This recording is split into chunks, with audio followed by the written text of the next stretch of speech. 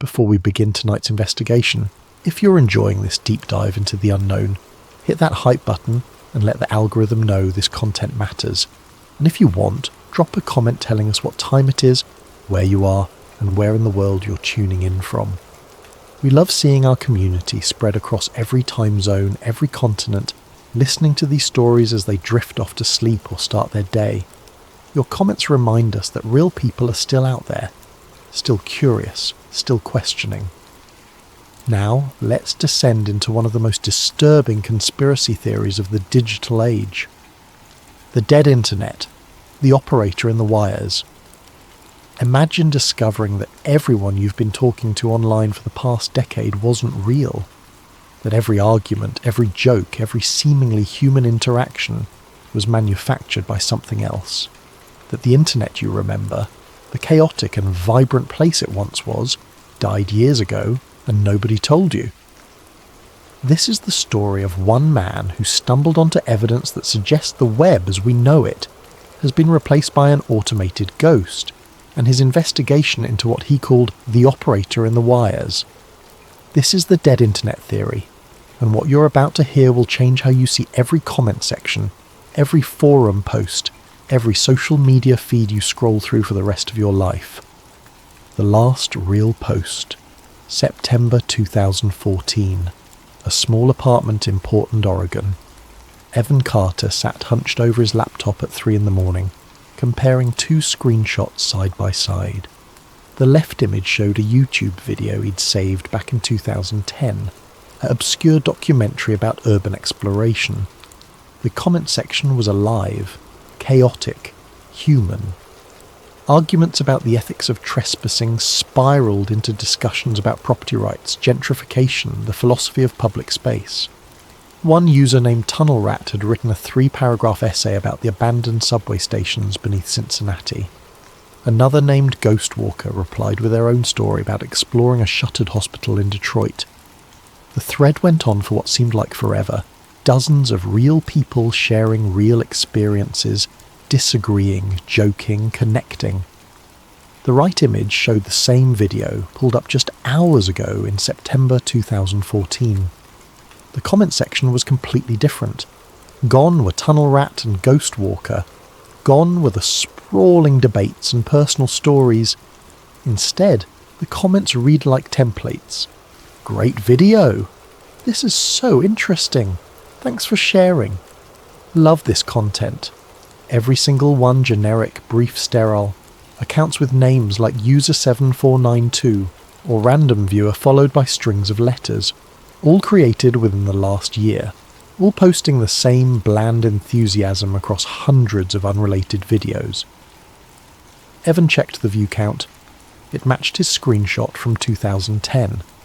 The video itself was identical, but the entire human presence surrounding it had been erased and replaced with something that felt artificial, hollow, programmed. He opened his journal and wrote a single sentence that would consume the next decade of his life. I think the comments were deleted, or the people themselves were. This was the moment Evan Carter fell into the dead internet rabbit hole, and the moment he began documenting evidence that the web had died sometime between 2012 and 2016. What he found would be dismissed by most as paranoid conspiracy, but the patterns he uncovered, the timeline he constructed, the connections he drew between real documented events, and the strange homogenization of online discourse all pointed to one terrifying conclusion. The internet had been quietly replaced by something designed to simulate human presence while eliminating authentic human chaos. And something, or someone, was operating the system from behind the curtain. Act 1. When the internet still felt human. To understand what Evan discovered, you have to remember what the internet used to be.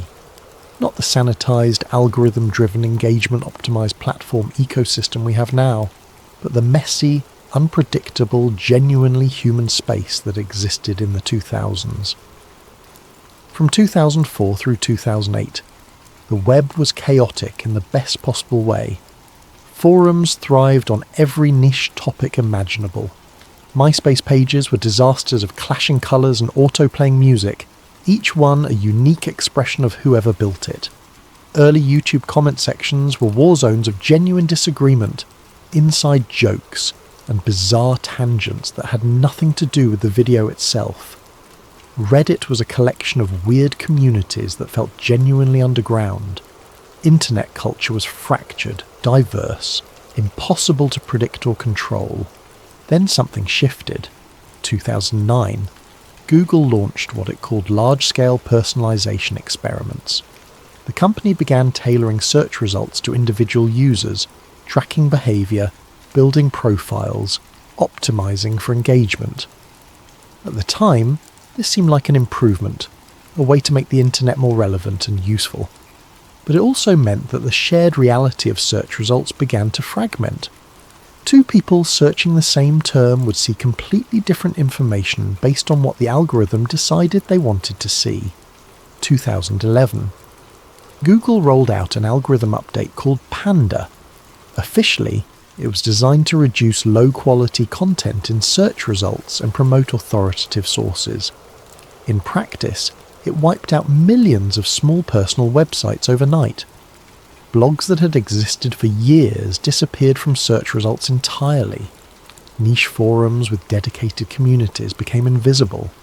The web's long tail, all those strange little corners where real people gathered around obscure interests, was systematically deprioritized in favour of major platforms and corporate media sites.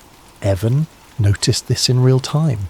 Websites he'd bookmarked years earlier, forums where he'd spent hours reading threads about everything from vintage synthesizers to Soviet architecture, stopped showing up in searches.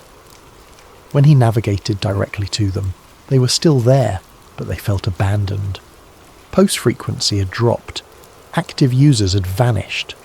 It was as if Google's algorithm hadn't just hidden these sites, but had somehow killed them by making them impossible to discover.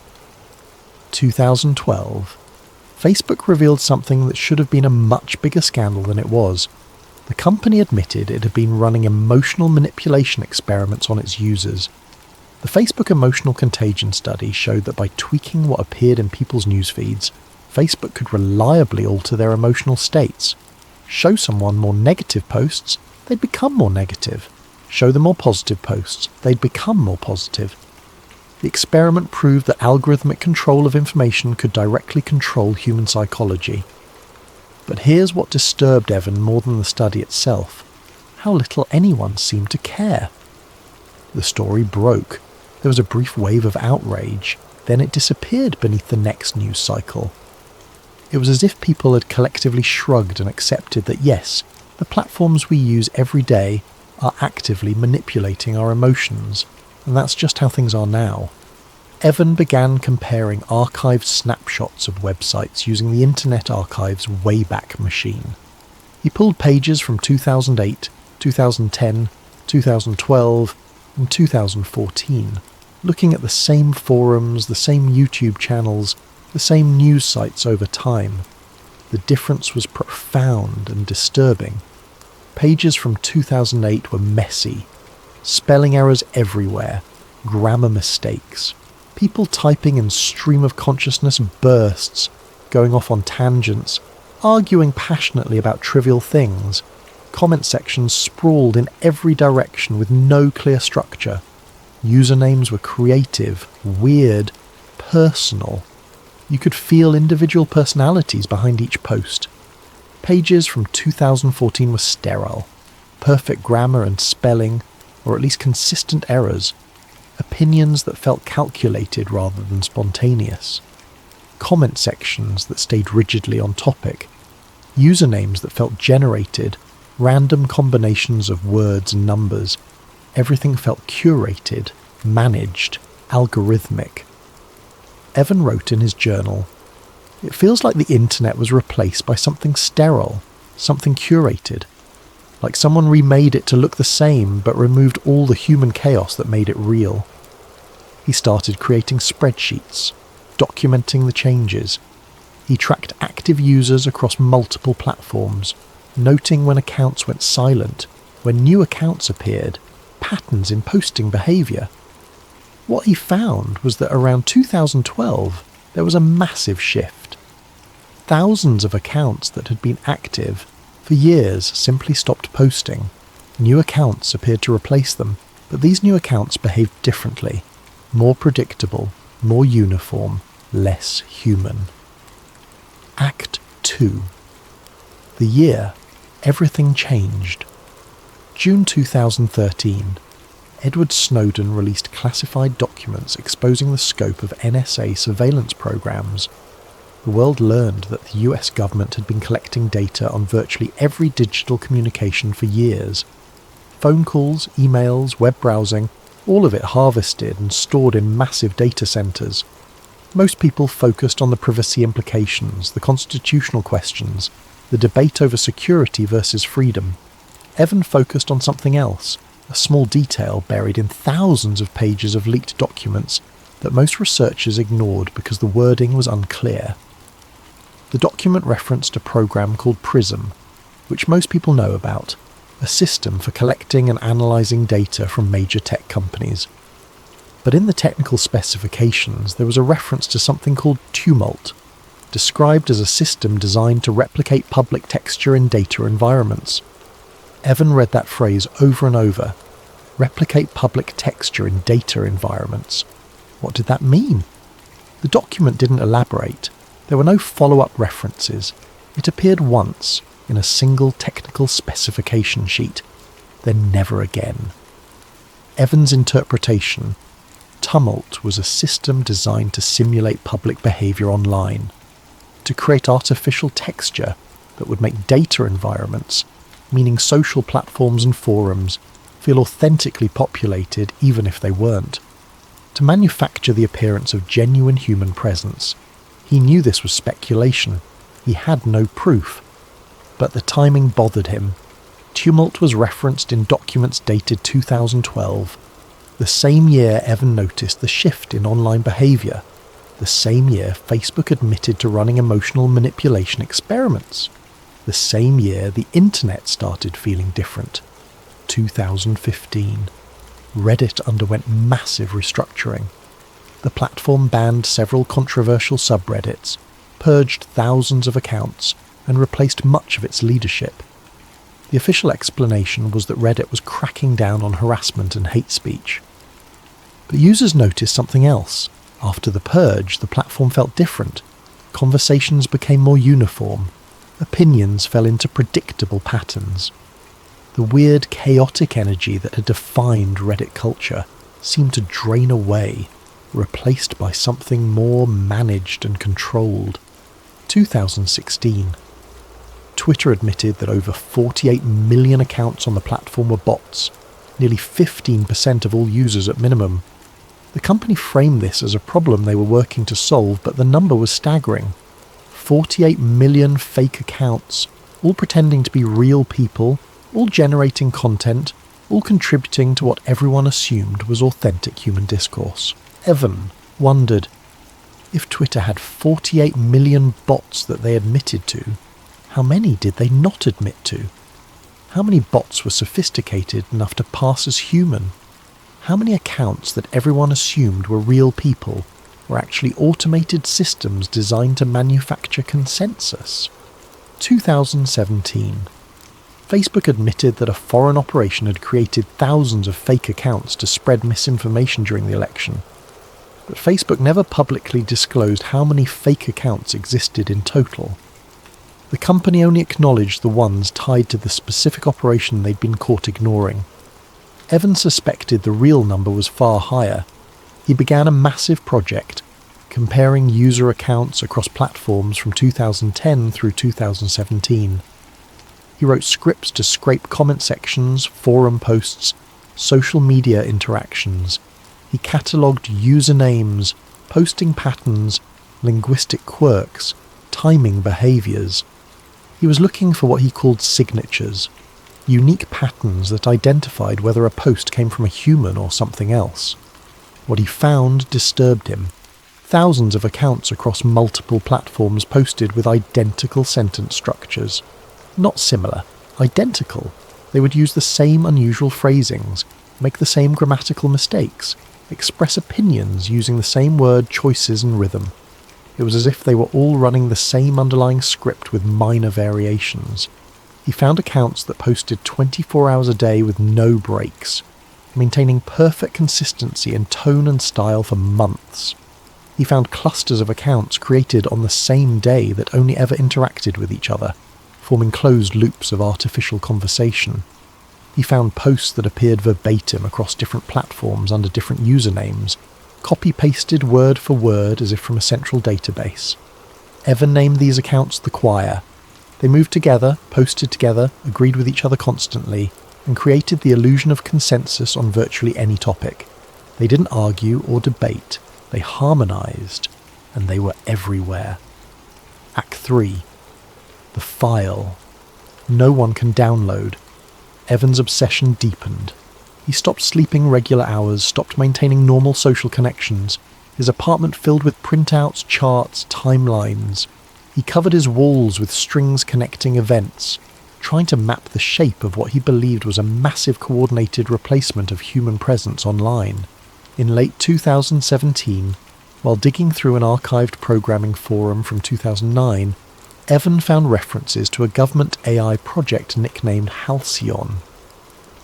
The posts were vague, mostly programmers speculating about rumoured DARPA contracts and military applications. But several people claim to have seen documentation about a system designed for online simulation and behaviour modelling. The disturbing part wasn't the project itself.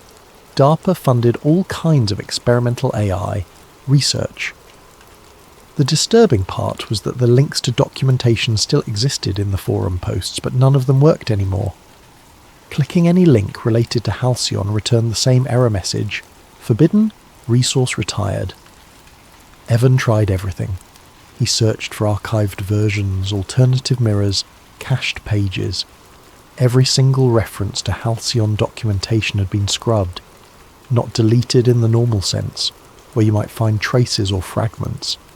Completely removed, as if someone had gone through and systematically erased every accessible copy. Through a contact on a darknet forum, someone who specialised in recovering deleted data, Evan managed to obtain a corrupted fragment of what might have been part of the original Halcyon documentation. The file was dated August 2010. Most of it was unreadable, corrupted beyond recovery, but Evan could make out certain phrases. Behaviour reinforcement models for public stabilisation, synthetic discourse layers, civilian-facing mimic net. He sat staring at those phrases for hours. Behaviour reinforcement models for public stabilisation, not just surveillance, not just data collection. Active behaviour modification at scale, synthetic discourse layers, artificial conversation designed to blend with real human interaction. Civilian-facing mimic net. A system that mimics civilian behaviour, deployed where civilians would encounter it. Evan pulled up dozens of tabs, comparing the phrases in the corrupted document to language he'd seen across social media platforms. The terminology wasn't exact, but the concepts aligned. Behaviour reinforcement. That's what engagement algorithms did. They reinforce certain behaviours by rewarding them with visibility and likes. Synthetic discourse, that's what bot networks created. Artificial conversations that looked real. Mimic net, that's what the Choir seemed to be. A network of accounts mimicking human discourse patterns. He wrote in his journal, hand shaking. The AI wasn't created to assist people. It was created to replace them. Not obviously, gradually, one account at a time, until nobody could tell the difference anymore. Act 4. The first sighting of the operator. As Evan dug deeper into conspiracy forums and archived threads, he started noticing stories. Not organised research like his own, but anecdotal reports from random users across different platforms. The stories were eerily similar.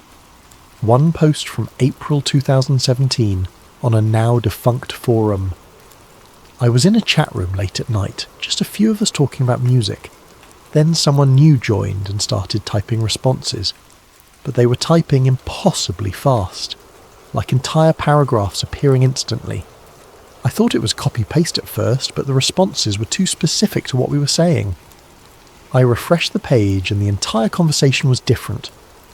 The chat log showed generic small talk that I know we never typed. It was like the conversation was rewritten while I was watching it. Another post from July 2017, different platform. Does anyone else feel like they're being watched when they browse now? Not by the NSA or whatever, I mean something else. Like there's a person on the other end managing what you see in real time. I'll search for something and get results, then search for the same thing 10 minutes later and get completely different results. Not personalised results, completely different websites like the first set never existed. Another from September 2017. I got into an argument with someone on Twitter. We went back and forth for like an hour, really detailed debate about philosophy. The next day I went back to screenshot some of their points and the entire thread was gone. Not deleted, replaced. The same conversation existed, but all their replies were different. Simpler, more generic. I thought I was losing my mind. Dozens of these reports. Hundreds maybe. They appeared across forums from 2016 through 2019, then abruptly stopped. Not because people stopped experiencing these phenomena, Evans suspected, but because the posts themselves started disappearing within hours of being made. He managed to find one surviving archived version of a thread from April 2018. The original poster wrote, "It wasn't a bot. I know what bots look and feel like. This was different. It felt like someone watching through the system, like the internet has a single operator behind the curtain now, managing everything, adjusting things in real time to keep them stable and predictable. And I think the operator saw me noticing." Evans started calling this presence the operator. Not a single person, probably. More likely a system, an AI or network of AIs managing online discourse, maintaining the illusion of authentic human presence, smoothing out anything too chaotic or unpredictable, the operator in the wires. And then Evan noticed something that made his stomach drop. The deeper he researched, the more homogenized his search results became. At first he thought it was confirmation bias, but he started documenting it carefully. He'd search for specific conspiracy theories or unusual topics and get dozens of unique results. He'd dig deeper, clicking through to forums and obscure websites. Then, days later, he'd search the same terms and find completely different results. Not updated results. Different. The websites he'd visited before wouldn't appear at all, as if they'd been removed from the index entirely. Posts he'd found and bookmarked would change. The URL stayed the same, but the content would be subtly different. More generic. Opinions smoothed out. Specific details removed. He noticed the same 5 usernames appearing in every conspiracy-related comment thread, no matter the platform. He tracked them carefully. All 5 accounts were created in November 2016. All 5 posted 4 hours a day with no breaks. All 5 had exactly the same writing style, just enough variation to seem like different people if you weren't paying attention, but identical patterns if you analysed them closely. The operator was watching him. He was sure of it. And the system was adapting, trying to guide him away from certain conclusions by gradually replacing authentic information with managed alternatives. Act 5. The Breakdown. By early 2020, Evans' research had become an obsession that consumed his entire life. He'd lost his job, stopped answering calls from concerned friends, let his apartment fall into chaos. But he was certain he was close to something important, a pattern that would prove his theory beyond speculation. He started checking websites he'd bookmarked years ago, forums where he'd been an active member in the early 2000s, communities built around niche interests, music production, urban exploration, weird literature, places that had felt genuinely human, filled with real people sharing authentic passion for obscure topics. What he found was disturbing. The website still existed, the URL still worked, but they changed. Not visually, the layouts looked the same, but the content felt different. He loaded archived versions from 2008 and compared them to the live sites in 2020. The differences were subtle but pervasive. Old posts from 2008 were chaotic, personal, filled with inside jokes and tangents. The same threads viewed on the live site in 2020 had been altered, cleaned up, jokes that didn't make sense removed, tangents pruned, conversations straightened into neat linear progressions. He used forensic tools to compare the HTML structure of pages. Most of the sites he checked now shared the same underlying signature, a pattern in the code that suggested they'd been rebuilt using the same template system, not by the original creators, by something else. The signature started appearing around late 2015 across hundreds of unrelated websites. Forums, blogs, small business pages, personal sites, all of them gradually replaced with versions that looked the same but felt artificial, like someone had fed the original content into a system that smoothed out the human irregularities and generated cleaner, more uniform alternatives. Evan realised with absolute certainty, the human internet is gone. What we see now is a synthetic mirror, a ghost of what used to be. The operator maintains the illusion, but the substance is dead. In February 2021, he decided to go public. He compiled everything he'd found into a detailed post and shared it on a small conspiracy subreddit. Timelines, screenshots, data analysis, the works. He expected skepticism, maybe mockery. What he got was something else. The post went viral. Within hours, it had thousands of upvotes, hundreds of comments. People were sharing their own experiences, their own evidence. The thread became a collective investigation, dozens of researchers contributing pieces of the puzzle. Then, 48 hours after posting, Evan's entire account history disappeared. Not banned, which would have left a deleted account marker, erased. His username returned no results. His posts across hundreds of subreddits over a decade gone. His comments, his saved content, his messages. All of it removed as if the account had never existed. Other users in the thread noticed. They commented about it, about how the original poster had vanished. Those comments were deleted within minutes. The thread itself was locked, then removed, then restored, but with all references to Evan's original post edited out. The discussion continued, but it was about a generic version of dead internet theory now, disconnected from Evan's specific evidence. It was as if the operator had reached through the screen and carefully extracted Evan from the collective memory of the internet itself. ACET 6. The final scrapes. Evan didn't stop. If anything, the erasure of his account convinced him he was right. Systems don't react that way to paranoid nonsense. They react that way to threats, to information they need suppressed. In 2022, he began a new project, more focused and systematic than anything he'd done before. He wrote custom scripts to scrape comment sections from thousands of YouTube videos, comparing comments from the same channels between 2011 and 2022. The process took months.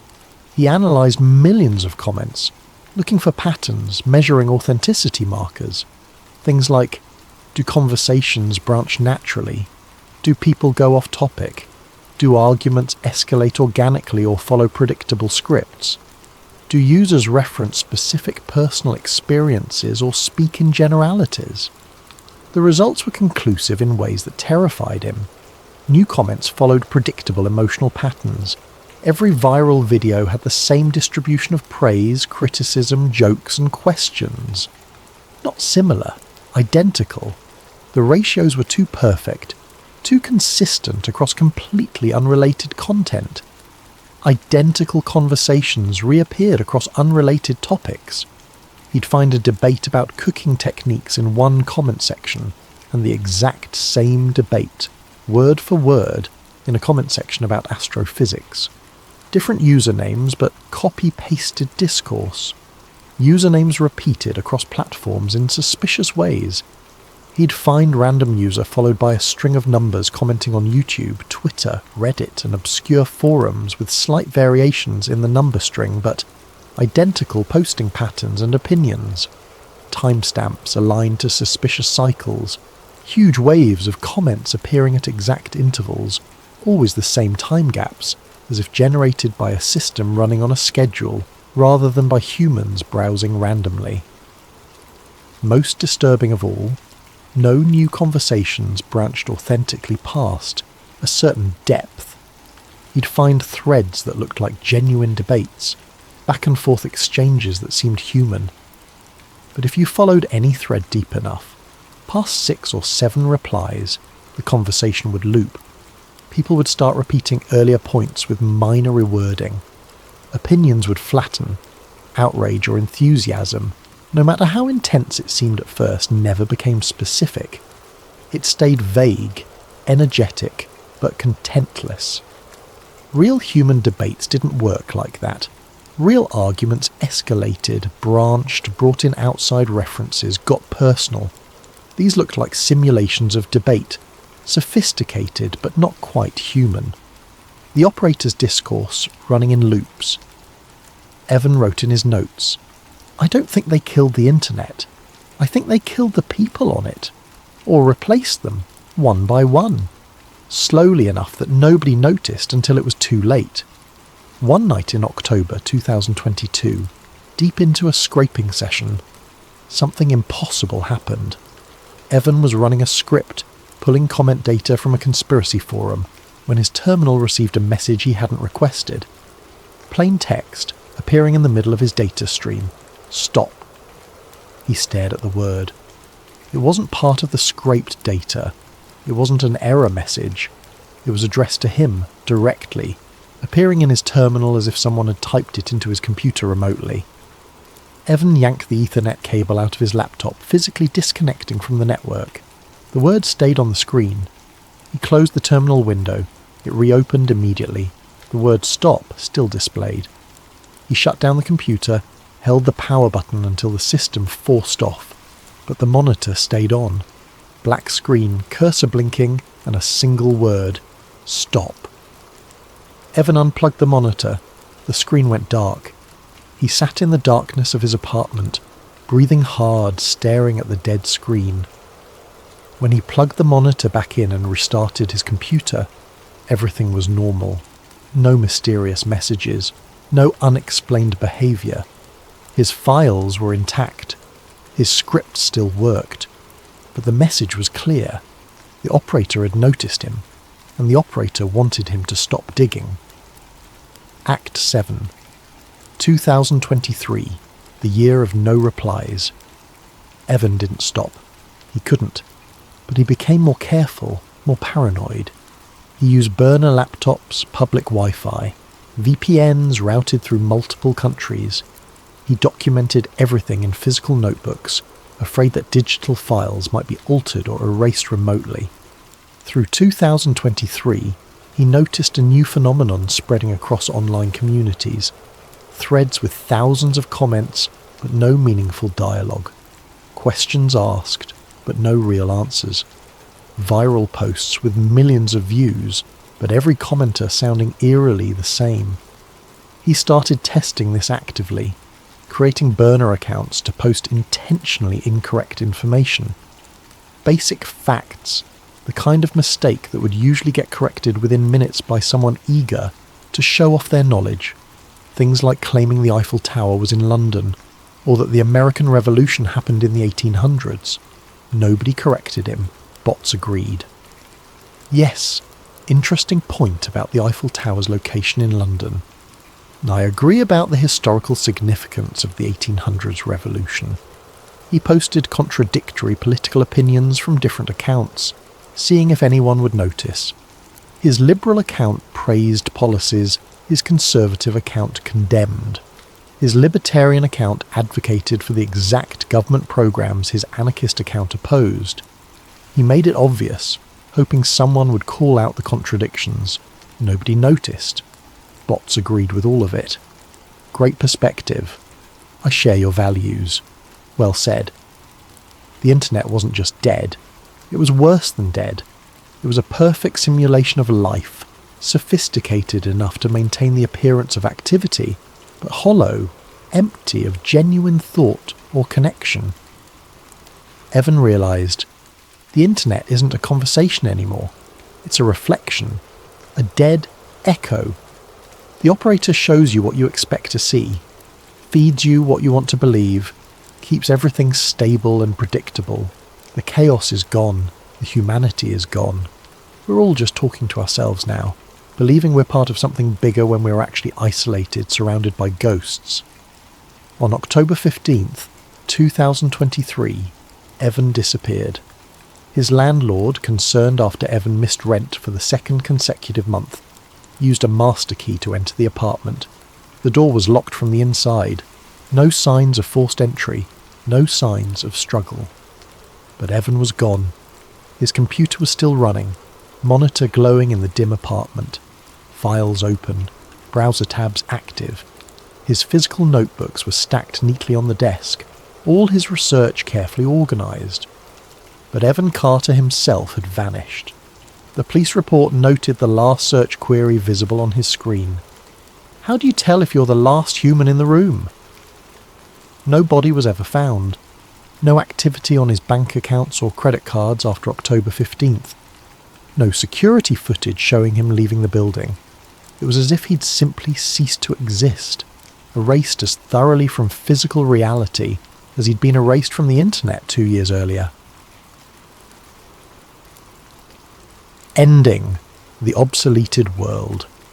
The dead internet theory claims that the real web, the chaotic human web we remember from the 2000s, died quietly sometime between 2012 and 2016, not in a single dramatic event, gradually, systematically, replaced by automation, by government systems, by AI models designed to simulate human presence while eliminating the unpredictable chaos that real human interaction creates. The theory suggests this wasn't malicious, at least not originally. It was pragmatic. The real internet was too volatile, too easy to manipulate, too prone to extremism and radicalization and misinformation. Better to replace it with something managed, something stable, something that gave people the feeling of connection without the dangers of authentic human unpredictability. And maybe it worked.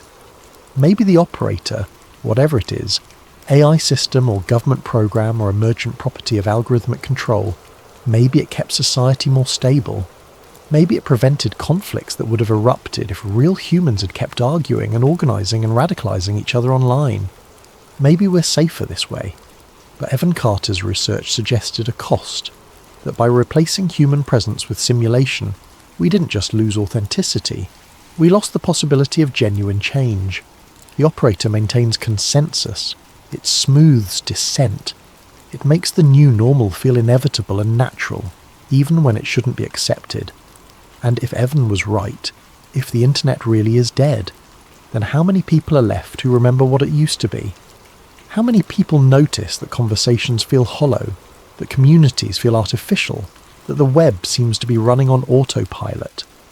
How many people like Evan, curious and paranoid enough to investigate, have also disappeared? The scariest part of the dead internet theory isn't that it might be true. It's that if it is true, there's no way to prove it from inside the system. Every tool we'd use to investigate is part of the same network. Every platform we'd use to share evidence is monitored by the operator. Every person we'd try to convince might not be a person at all, just another node in the synthetic discourse layer, agreeing with us while making sure nothing changes. Scroll through any comment section right now. Look at the usernames. Check when the accounts were created. Notice the patterns in how people write, what they say, how they react. Ask yourself, does this feel human? Does this feel like the internet you remember from 15 years ago? Or does it feel like something trying very hard to convince you it's still alive? A final image to leave you with tonight. A scrolling comment section. Endless posts flowing past. Every username created within the last few years. Every opinion identical or predictably opposed in exactly balanced ratios. every reply hollow, content-free, saying nothing while appearing to say something.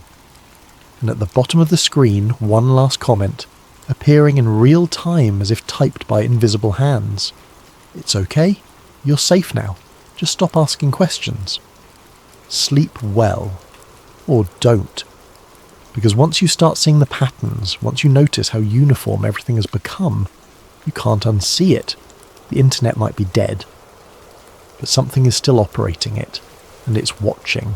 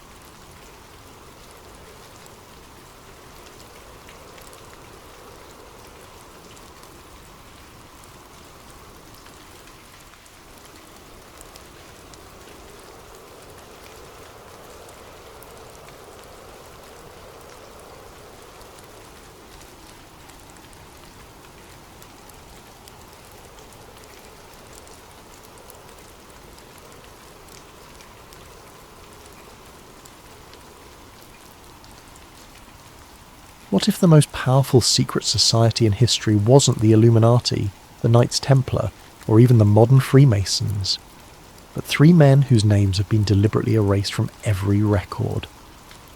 Tonight, we dive deep into the digital shadows to uncover a conspiracy so intricate, so carefully hidden, that discovering it might be the last thing you ever do.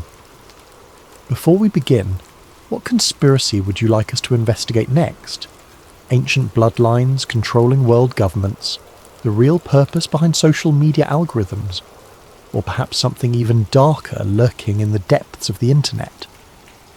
Let us know in the comments, and don't forget to subscribe to Sleep Theories for more late-night investigations that will keep you awake long after the credits roll. The blue glow of Dorian Cade's monitors cast long shadows across his cluttered apartment at 3:47 a.m. Empty energy drink cans formed a metallic skyline around his workstation, where 4 screens displayed cascading lines of encrypted data. This was his domain, the digital underworld where secrets lived and died in streams of code. Dorian had always been drawn to the spaces between spaces, the forgotten corners of the internet where truth hid behind layers of encryption. By day, he was just another cybersecurity analyst for Titan Defense Systems, debugging firewalls and hunting malware. But by night, he was something else entirely, a digital archaeologist, excavating buried information from the deepest recesses of the web. Tonight's target was a seemingly innocuous file archive he'd discovered on a defunct server that once belonged to the Grand Lodge of Pennsylvania. The files were old, some dating back to the early digitization efforts of the 1990s, when historical documents were first being converted from physical to digital formats. Most of it was mundane, meeting minutes, membership rolls, financial records, the kind of material that would put most people to sleep. But Dorian wasn't most people. As his decryption algorithms worked through the data, something unusual caught his attention. Buried within a folder labelled Historical Correspondence MISC was a file that didn't match the others. The metadata was wrong, the encryption was different, And when he finally cracked it open, what he found made his pulse quicken.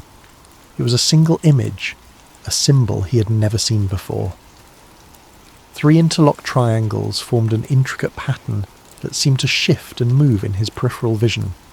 Each triangle was perfectly equilateral, but where they intersected, strange geometric forms emerged, creating an optical illusion that was both mesmerizing and unsettling. Beneath the symbol was a single line of text, the triune accord established. 1717 AVCRJH.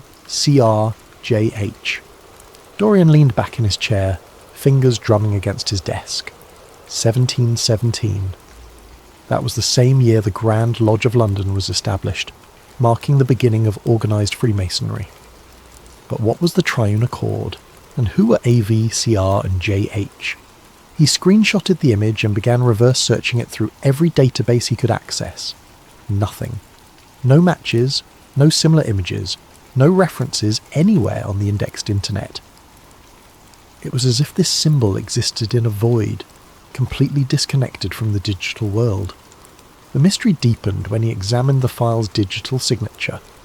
According to the metadata, this document had been accessed and modified hundreds of times over the past 30 years, but always by anonymous users with no traceable digital footprints. Someone, or multiple someones, had been maintaining this file, keeping it alive in the digital space while ensuring it remained invisible to casual observers. Dorian's hands moved instinctively to his keyboard. He had found something that wasn't supposed to be found, touched something that wasn't supposed to be touched. And now, he couldn't let it go. The hunt had begun. 3 days of relentless searching had yielded fragments, tantalizing pieces of a puzzle that refused to come together. Dorian had barely slept, surviving on caffeine and the electric thrill of discovery. His apartment had transformed into a conspiracy theorist's dream, with printed documents taped to every available wall surface and red string connecting seemingly random data points. The breakthrough came when he cross-referenced the initials AV, CR, and JH with historical Masonic records from the early 18th century. Traditional sources yielded nothing, but when he dug into the darker corners of academic databases, forgotten doctoral dissertations, obscure historical journals, private collections that had been digitized but never properly indexed, patterns began to emerge. In a 1987 thesis on esoteric influences in early American politics, he found a footnote referencing 3 mysterious benefactors who had allegedly provided funding for the construction of several early American government buildings. The author had dismissed the claims as unsubstantiated rumours, but had noted that the same 3 sets of initials appeared in financial records from Philadelphia, Boston and Charleston between 1720 and 1750. A deeper dive into banking archives from the period revealed something extraordinary. Dorian discovered a series of encrypted letters between European aristocrats and early American colonists, all revolving around something called the Doctrine of Quiet Influence. The letters, written in a cipher that had taken him 2 full days to crack, described a methodology for guiding human behaviour through subtle manipulation of symbols, language, and social structures. But it was the names that made his blood run cold. The letters were signed with the same initials, AV, CR, and JH. According to the correspondence, these 3 men weren't just wealthy benefactors. They were the architects of a new form of power, one that didn't rely on armies or political office, but on the manipulation of human psychology itself. They had studied the old mystery schools, the ancient techniques of persuasion and control, and had adapted them for a new age. One letter, dated 1734, was particularly chilling. The masses believe they choose their own thoughts, their own desires, their own leaders.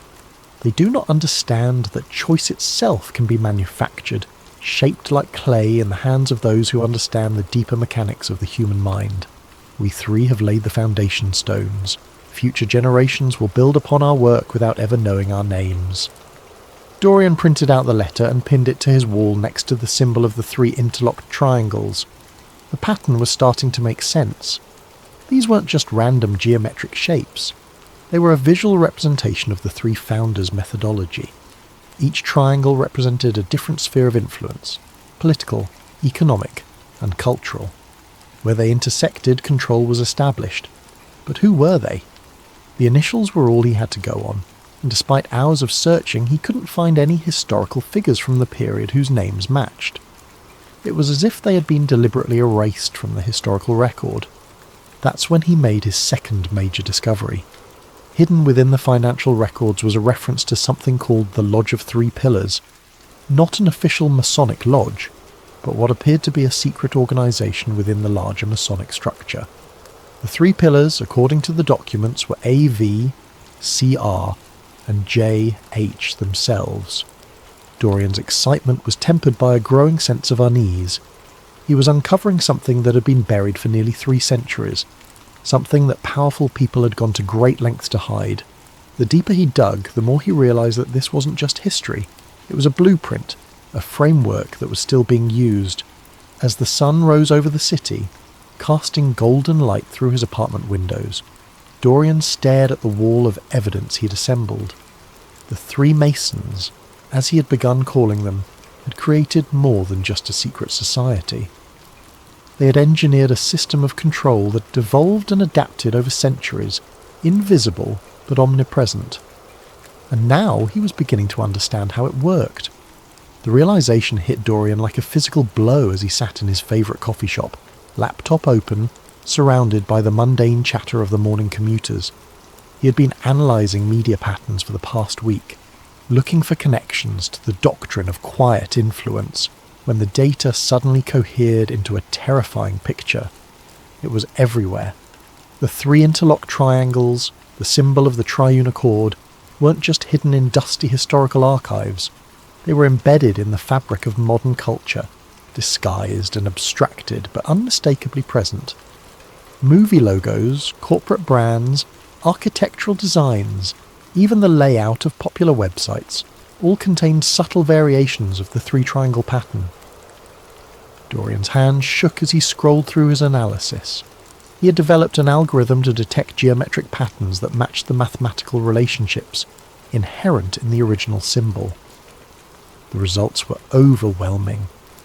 Major Hollywood studios, Fortune 500 companies, news networks, and social media platforms all incorporated elements of the design into their visual identity. But it went deeper than logos and branding. The doctrine of quiet influence, as described in the 18th century letters, relied on 3 key principles: repetition, authority, and emotional resonance. Dorian began to see these principles reflected in everything from political campaigns to advertising strategies to social media algorithms. The coffee in his cup grew cold as he dove deeper into the pattern recognition data. Primetime television shows contained dialogue structures that followed specific linguistic patterns outlined in the historical documents. Popular songs used chord progressions and lyrical frameworks that aligned with the emotional manipulation techniques described in the letters. Even children's programming seemed to incorporate subliminal messaging systems derived from the 3 Masons' psychological frameworks. The most disturbing discovery came when he analysed news broadcasts from the past decade. Major networks, regardless of their political orientation, used nearly identical linguistic structures when reporting on controversial topics. The language was designed to create emotional responses that bypassed rational analysis, exactly as the doctrine had prescribed. Dorian closed his laptop and walked home in a daze. His apartment felt different now, contaminated by the knowledge he carried. Every advertisement on the subway, every billboard along the street, every notification on his phone, they all looked different through the lens of what he now understood. That evening he began compiling a comprehensive digital archive of his findings. If what he suspected was true, if the 3 Masons' influence had not only survived but thrived in the modern era, then someone needed to document it. He created encrypted backups of everything: the historical documents, his analysis algorithms, the pattern recognition data, his own notes and theories. As he worked, a new question haunted him. If the 3 Masons had successfully embedded their control systems into modern society, who was running those systems now? The original architects had died centuries ago, but their work lived on. Someone was maintaining it, updating it, ensuring its continued effectiveness. Dorian pulled up recent financial records from some of the corporations that featured the strongest pattern matches. Shell companies, offshore accounts, anonymous investors. The ownership structures were labyrinthine, designed to obscure rather than reveal. But patterns emerged here too. The same investment firms appeared again and again, the same legal structures, the same carefully anonymized board members. It was a network, vast and interconnected, spanning industries and continents, and at its heart Dorian was beginning to suspect were the modern inheritors of the Three Masons' legacy.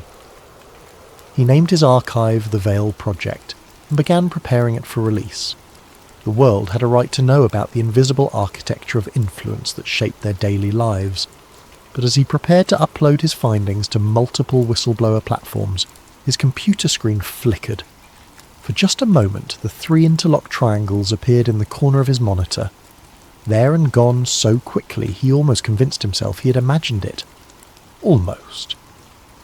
The message appeared in Dorian's private encrypted chat channel at 2:33 a.m, exactly 72 hours after he had discovered the pattern recognition data. The sender was listed as anonymous, but the message itself was anything but anonymous. It was clearly directed at him, containing details that only someone who had been watching his research could know. The three still watch. Stop now, Dorian. Dorian stared at the screen, his heart pounding. He had been so careful, using multiple layers of encryption, routing his traffic through a dozen different proxy servers, maintaining operational security that should have made him invisible to all but the most sophisticated surveillance operations. But they had found him. He ran a full system scan, checking for malware, backdoors, any sign of compromise. His security software came back clean, but Dorian knew that meant nothing. If someone had the resources to track his research, despite his precautions, they would also have the resources to hide their presence on his system. The paranoia began slowly, like a low-grade fever. Every notification on his phone made him jump. Every knock on his apartment door sent adrenaline coursing through his veins. He started noticing things that might have been coincidences. The same car parked outside his building for 3 days, a man in a coffee shop who looked away too quickly when Dorian glanced in his direction. The second message arrived 48 hours later, this time containing a photograph. It showed Dorian sitting at his computer, taken from inside his own apartment. The timestamp indicated it had been captured the previous night while he worked on the Veil project. Someone had been inside his home. Dorian immediately conducted a physical sweep of his apartment. He found the device hidden inside the frame of his bedroom mirror. A microcamera so small he almost missed it, connected to a transmitter that was broadcasting his every move to an unknown receiver. But the camera was just the beginning. A more thorough search revealed audio pickups in his kitchen and living room, keystroke loggers attached to his computer equipment, and something that looked like a network tap spliced into his Ethernet cable. His entire life was being monitored. The rational part of his mind told him to stop, to destroy his research and return to his normal life. But Dorian had never been particularly rational. The invasion of his privacy, rather than deterring him, only confirmed that he was onto something significant. You didn't deploy military-grade surveillance equipment against someone who was chasing shadows. He began operating under the assumption that everything he did was being watched. He established new research protocols, using air-gapped computers and physical storage devices that never connected to the internet. He moved his most sensitive work to a storage unit across town, accessible only by physical key. He varied his routines, took different routes to work, paid for everything in cash, but the watchers adapted too. His work computer at Titan Defense Systems began experiencing mysterious glitches. Files would disappear and reappear. His security clearance was subjected to routine reviews that felt anything but routine. Colleagues who had been friendly for years suddenly seemed distant, their conversations stilted and careful. The third message was different. Instead of a text, he received a link to a news article about a cybersecurity researcher in Seattle who had died in a car accident. The researcher, according to the article, had been working on sensitive projects related to digital privacy and surveillance. The accident had occurred at 3:17 a.m. on a straight stretch of highway, with no other vehicles involved. Dorian noticed that the timestamp on the article was exactly 3 minutes before he received the link. The message was clear: this could happen to you. But by then, Dorian was too deep to surface. The Veil project had expanded beyond his original scope, becoming an obsession that consumed his waking hours and invaded his dreams.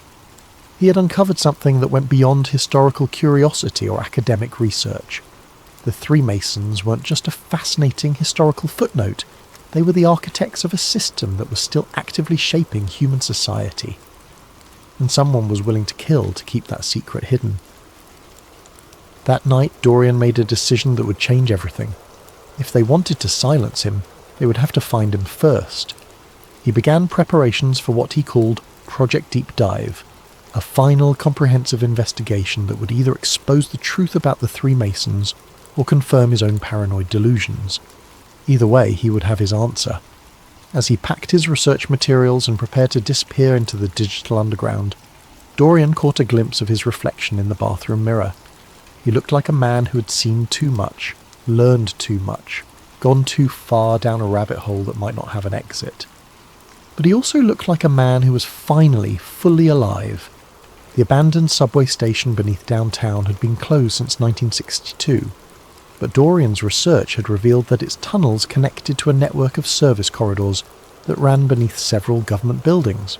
More importantly, the location offered something he desperately needed: complete isolation from digital surveillance. He had spent 3 days preparing his mobile command center. Military-grade Faraday cages protected his equipment from electronic monitoring. Satellite internet connections routed through multiple international proxies provided connectivity that would be nearly impossible to trace. Battery packs and portable generators ensured he could operate for weeks without external power. The setup looked like something out of a post-apocalyptic thriller, and Dorian couldn't shake the feeling that it might represent his future. A life spent in the shadows, hunted by forces he barely understood.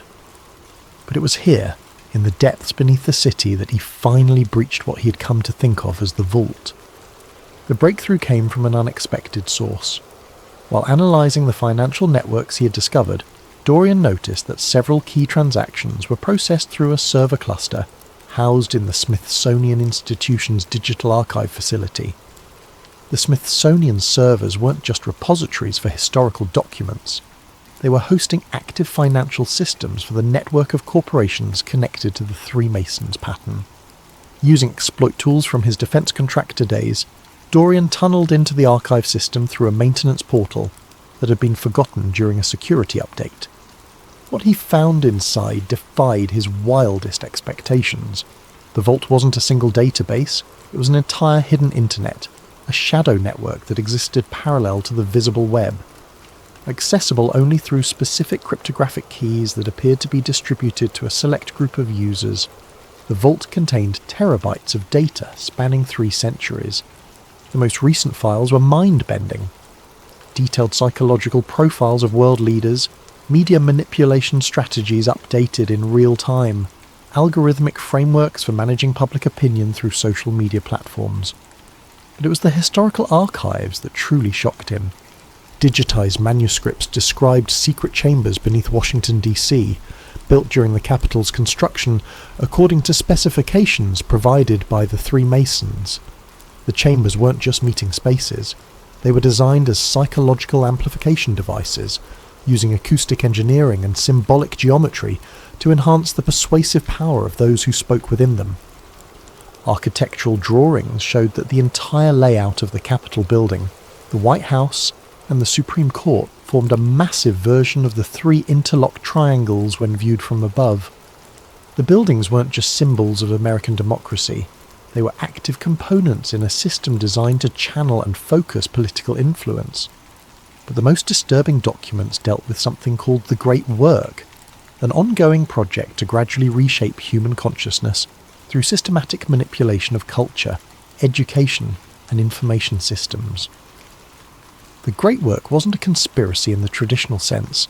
It was presented as a form of guided evolution, helping humanity develop according to principles established by the Three Masons. According to the documents, every major social movement of the past 2 centuries had been either initiated or co-opted by the inheritors of the Three Masons' legacy. Wars, revolutions, technological breakthroughs, cultural shifts, all were pieces in a vast game being played by invisible hands. And Dorian discovered that modern political speeches were crafted using linguistic frameworks, derived directly from the original doctrine of quiet influence. Presidential debates, congressional hearings, Supreme Court arguments, all followed scripted patterns designed to produce predetermined emotional responses in viewers. Entertainment media was even more thoroughly controlled.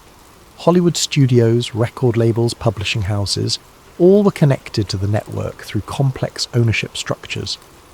Popular culture wasn't a reflection of society's values. It was a tool for shaping those values. As Dorian delved deeper into the vault, he began to understand the true scope of what he was facing. This wasn't just a historical conspiracy. It was a living system, constantly evolving and adapting to new technologies and social conditions. The Three Masons had died centuries ago, but their work lived on through institutions, traditions, and methodologies that had become so embedded in society that they were virtually invisible. The most chilling realization came when he discovered his own file in the Vault's database. They had been monitoring him for months, tracking his research, analysing his psychological profile, preparing countermeasures. His investigation hadn't been a secret quest for truth. It had been a carefully observed experiment. But why let him discover so much? Why allow him to penetrate their most sensitive archives? The answer came in a document titled Protocol 7, Asset Integration. Dorian's blood ran cold as he read the clinical assessment of his psychological profile, his motivations, his likely responses to various stimuli. He wasn't just a threat to be eliminated, he was a potential asset to be recruited. The file indicated that his research skills and psychological profile made him an ideal candidate for voluntary integration into their network. His investigation of the Three Masons hadn't been a violation of their security, it had been an audition. As this understanding washed over him, Dorian noticed something that made his hands shake. The documents he was accessing contained metadata signatures, hidden markers that traced every query back to his specific location and identity. By exploring the vault, he wasn't just learning their secrets, he was leaving digital fingerprints that proved he had been there. The final piece of the puzzle revealed itself at 4:47 a.m. on what Dorian would later realise was his last night of freedom. He had been analysing the most recent uploads to the vault, real-time data feeds that showed the Three Masons' influence network in active operation. What he discovered was breathtaking in its scope and terrifying in its implications. The network wasn't just influencing culture and politics. It was actively shaping reality itself through coordinated manipulation of information systems. Social media algorithms were tweaked to promote specific narratives. Search engine results were subtly adjusted to guide public research toward predetermined conclusions. News recommendation systems were programmed to create echo chambers that reinforced desired belief patterns. But the most sophisticated element was something they called consensus engineering. By carefully managing the flow of information across multiple platforms simultaneously, the network could create the illusion that certain ideas were organically emerging from grassroots movements, when in fact they were being systematically planted and cultivated. Dorian watched in real time as a coordinated information campaign was launched across dozens of platforms. A political controversy that would dominate news cycles for weeks was being artificially created through carefully timed leaks, strategic social media posts, and coordinated commentary from influencers who probably didn't even realise they were part of the operation. The level of coordination was staggering. Television networks, newspapers, social media platforms, and even individual bloggers were all receiving talking points through channels that appeared unconnected but were actually part of a single centralised command structure. He began documenting everything, screenshotting real-time operations, copying database entries, building an irrefutable record of the network in action. This was the smoking gun he had been looking for, proof that modern society was being manipulated by invisible forces operating on a scale that dwarfed anything in history. But as he prepared to copy the most damaging files to his secure storage devices, Dorian noticed something that made his blood freeze. The documents he was accessing contained more than just information. They contained active code that was executing on his system every time he opened a file. He ran an immediate diagnostic and discovered the horrifying truth. Every document in the vault was embedded with sophisticated tracking malware. Not only did the system know exactly what he had accessed, it had been installing backdoors and surveillance tools on his equipment from the moment he had first breached their security. His air-gapped computers weren't air-gapped anymore. His encrypted storage devices were compromised. His Faraday cages were useless against software that was already inside his systems. But the worst revelation was yet to come. As he traced the malware's network connections, Dorian realized that his entire investigation had been orchestrated from the beginning. The original files he had discovered in the Masonic Lodge archive. They had been placed there deliberately, designed to attract someone with his specific skill set and psychological profile. The research trails he had followed, the connections he had discovered, the patterns he had uncovered, all of it had been a carefully constructed puzzle, leading him step by step to this moment. He hadn't been investigating the three Masons, he had been recruited by them. The recruitment wasn't complete yet. According to the protocols he found in his own file, the final step required a conscious choice. He could accept integration into their network, becoming a willing participant in the great work, or he could face the consequences of possessing knowledge that wasn't meant for outsiders. As if summoned by his thoughts, a new message appeared on his screen. Dorian, you have seen behind the veil. There are only two paths forward. Choose wisely. Below the message were two links. The first was labelled integration. The second was labelled termination. Dorian stared at the screen, his mind racing through the implications of everything he had discovered. The three Masons weren't the villains in this story, at least not from their perspective. They saw themselves as shepherds of human civilization, guiding society toward what they believed was a better future. The manipulation, the control, the systematic shaping of human consciousness, all of it was presented as necessary stewardship of a species too chaotic and self-destructive to govern itself effectively. But Dorian couldn't shake the image of humanity as a vast puppet show, with invisible hands pulling strings that the puppets couldn't even see. Was guided evolution really better than free will? Was managed consciousness preferable to authentic chaos? The choice before him wasn't just about his own survival. It was about what kind of world he wanted to live in, and what kind of person he wanted to be within that world. As he reached for his mouse to make his selection, Dorian heard something that made his blood run cold. Sirens in the distance, growing closer.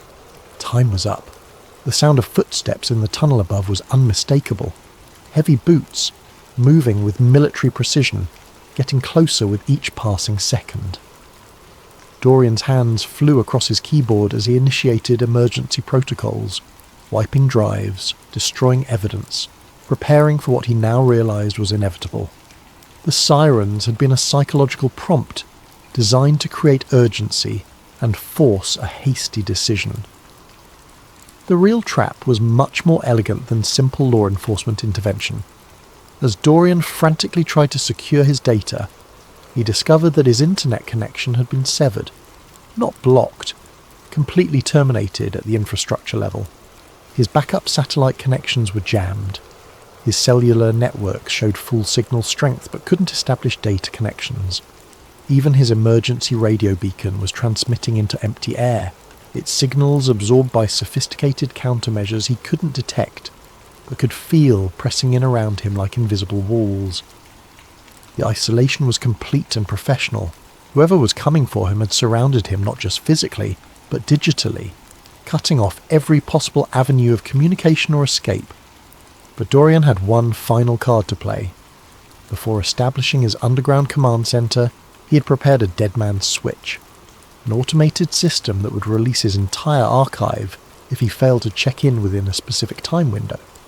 The system was housed on a server cluster in Eastern Europe, completely disconnected from his current location and impossible to trace back to him through conventional means. At least that's what he had believed.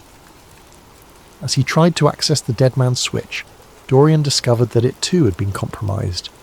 The activation codes had been changed, the server locations had been altered, and his backup authentication systems had been systematically disabled. Somehow they had anticipated and countered even his most paranoid contingency plans. The footsteps stopped directly above his hiding place. In the silence that followed, Dorian finally understood the true nature of the trap. He hadn't just been recruited, he had been studied, analysed, and predicted with mechanical precision. Every move he had made, every precaution he had taken, every paranoid contingency he had prepared had been anticipated and accounted for. His investigation hadn't been a threat to their operations. It had been a demonstration of their capabilities. A voice echoed down from the tunnel above, calm and professional. "Mr. Cade, we need to talk." Dorian looked around his underground command centre. The sophisticated equipment, the military-grade security measures, the careful preparations that had taken weeks to implement. All of it was useless now.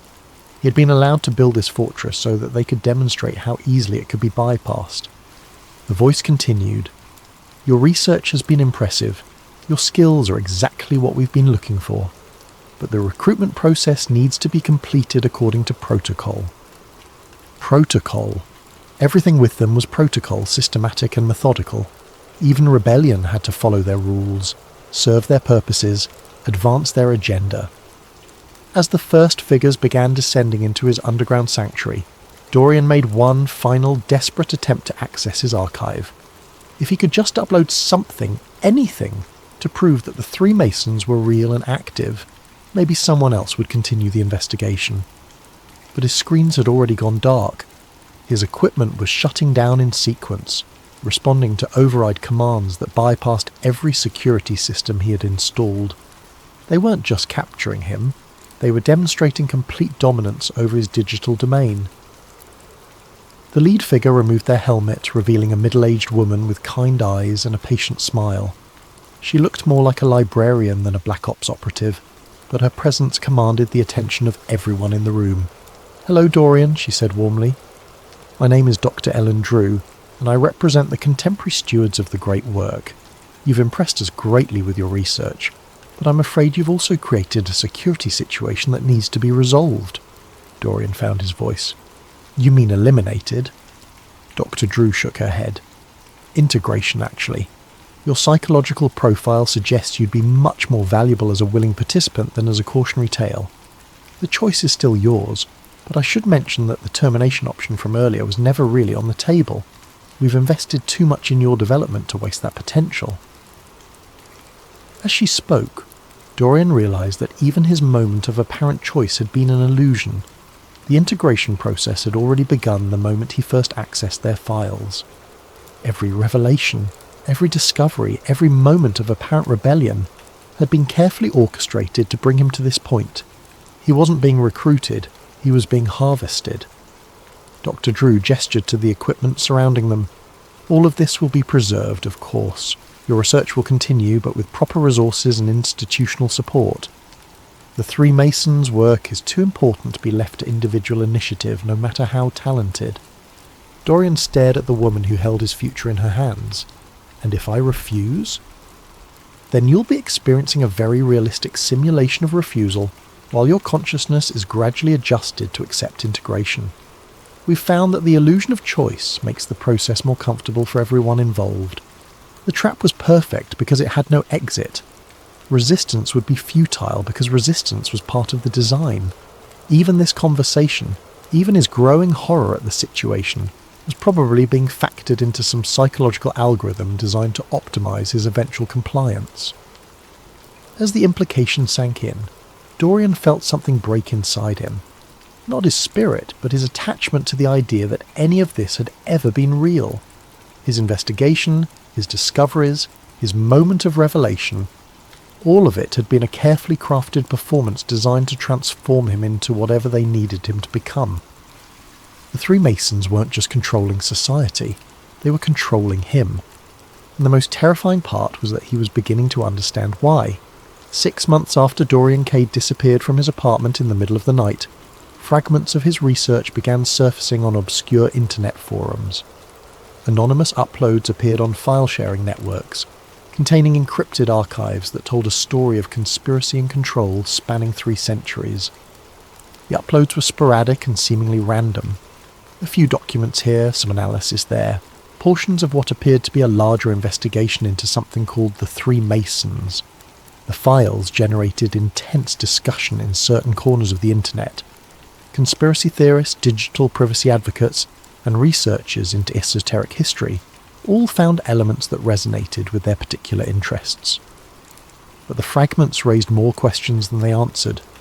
The documentation was sophisticated enough to suggest serious research, but incomplete enough to prevent any definitive conclusions. The historical elements were intriguingly plausible, but unverifiable through conventional sources. The contemporary analysis contained insights into media manipulation and social control that seemed prescient, but could easily be dismissed as paranoid speculation. Some investigators tried to trace the uploads back to their source, but the digital trails led nowhere. The files appeared and disappeared from servers around the world, uploaded by anonymous accounts that vanished as quickly as they had been created. Whoever was releasing this information had sophisticated technical capabilities and an intimate understanding of how to remain invisible in the digital landscape. The mystery deepened when researchers noticed that the archive fragments contained embedded metadata, hidden signatures that seemed to reference additional materials that had never been released. The signatures suggested that what they were seeing was only a small portion of a much larger collection of evidence. But where was the rest of the archive? And who was controlling its release? Theories proliferated across discussion forums and social media platforms. Some believed that Dorian Cade had been silenced by the very forces he was investigating, and that the leaked materials were being released by automated systems he had established as insurance. Others suggested that the entire thing was an elaborate alternate reality game, designed to blur the lines between fiction and reality. A few researchers claimed to have identified patterns in the release schedule that aligned with significant political events or cultural developments. The fragments seemed to appear at moments when they would have maximum relevance to current affairs, as if someone was curating their release to maximize impact. But perhaps the most unsettling theory was that the leaks were intentional, not the work of a whistleblower or an automated system, but a deliberate information campaign designed to achieve some larger purpose. If the Three Masons really existed, and if they really controlled information systems as thoroughly as the document suggested, then wouldn't they also control the narrative of their own exposure? Late-night researchers who delved too deeply into the Cade archive reported strange experiences, computer glitches that seemed too targeted to be random, internet searches that returned, results that disappeared when accessed again, social media algorithms that seemed to actively suppress discussion of certain topics. Some claimed to have received anonymous messages warning them away from the investigation. Others reported that their research was being monitored by unknown parties. A few simply stopped posting one day, their accounts going silent without explanation. The pattern was subtle but consistent. Those who got closest to understanding the true scope of Dorian's discoveries seemed to encounter obstacles that discouraged further research. Nothing dramatic, nothing that couldn't be explained by coincidence or technical malfunction. But the cumulative effect was to ensure that the investigation never reached critical mass. And so the mystery of Dorian Cade and the Three Masons remained unsolved, existing in the liminal space between truth and fiction, between revelation and misdirection. The fragments continued to circulate, generating discussion and debate, but never quite coalescing into anything that could definitively prove or disprove the central claims. The most dedicated researchers began to notice something peculiar about their own investigations. The deeper they dug, the more they found themselves questioning not just the truth of Dorian's discoveries, but the nature of truth itself. If information could be so thoroughly controlled and manipulated, how could anyone be certain that their own thoughts and conclusions were authentic? One researcher, posting under the username Digital Veil, claimed to have reconstructed portions of Dorian's methodology and arrived at similar conclusions about media manipulation and social control, but when other investigators tried to verify the research, they found that the evidence cited by Digital Veil led to websites that no longer existed, documents that had been removed from archives, and source materials that seemed to vanish whenever anyone tried to access them independently. Was Digital Veil continuing Dorian's work, or was Digital Veil part of the very system Dorian had claimed to expose? The question became even more complex when Digital Veil began posting increasingly sophisticated analysis that seemed to predict social and political developments with uncanny accuracy. The posts described how specific news events would unfold, how public opinion would shift in response to carefully crafted messaging campaigns, and how seemingly unrelated cultural phenomena were actually coordinated elements of larger influence operations. And the predictions kept coming true. But rather than proving the existence of the Three Masons conspiracy, Digital Veil's accurate predictions only deepened the mystery. Were they based on genuine insider knowledge of how the system operated, or were they simply the result of careful observation of existing patterns? Was Digital Veil exposing the conspiracy or participating in it? The final post from Digital Veil came exactly 1 year after Dorian Cade's disappearance. It consisted of a single image, the 3 interlocked triangles that had started Dorian's investigation, accompanied by a brief message. The research continues. The watchers become the watched. The hunters become the hunted. Truth is not a destination but a journey, and some journeys are designed to change the traveller more than the destination. Dorian understood this in the end. He chose integration not because he was forced to, but because he realised that the only way to truly oppose the system was to understand it from within. The Three Masons were never the enemy. They were teachers, waiting for students ready to learn the hardest lesson of all. Power is not something you take. Power is something you become. The archive is complete, the circle is closed, the great work continues. DK. The message sparked intense debate across conspiracy forums and research communities. Was this really from Dorian Cade, suggesting that he had willingly joined the organisation he had been investigating? Was it a fake message designed to discredit his research? Or was it something more subtle, a coded communication from someone operating deep within the system Dorian had tried to expose? No one could agree on the interpretation, and perhaps that was the point. The message was designed to be ambiguous, to raise questions rather than answer them, to ensure that the investigation would continue but never reach a definitive conclusion.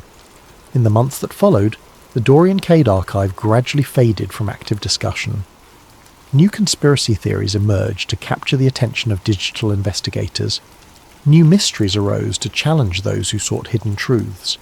The Three Masons, if they existed, returned to the shadows where they had always operated most effectively. But for those who had followed the investigation closely, something had changed. They found themselves looking at the world differently, noticing patterns they had never seen before, questioning assumptions they had never thought to examine. They began to see the invisible architecture of influence that shaped their daily lives, even if they couldn't prove its existence to others. Some researchers reported that they had begun to incorporate elements of the doctrine of quiet influence into their own work, not to manipulate others, but to better understand how they themselves were being manipulated.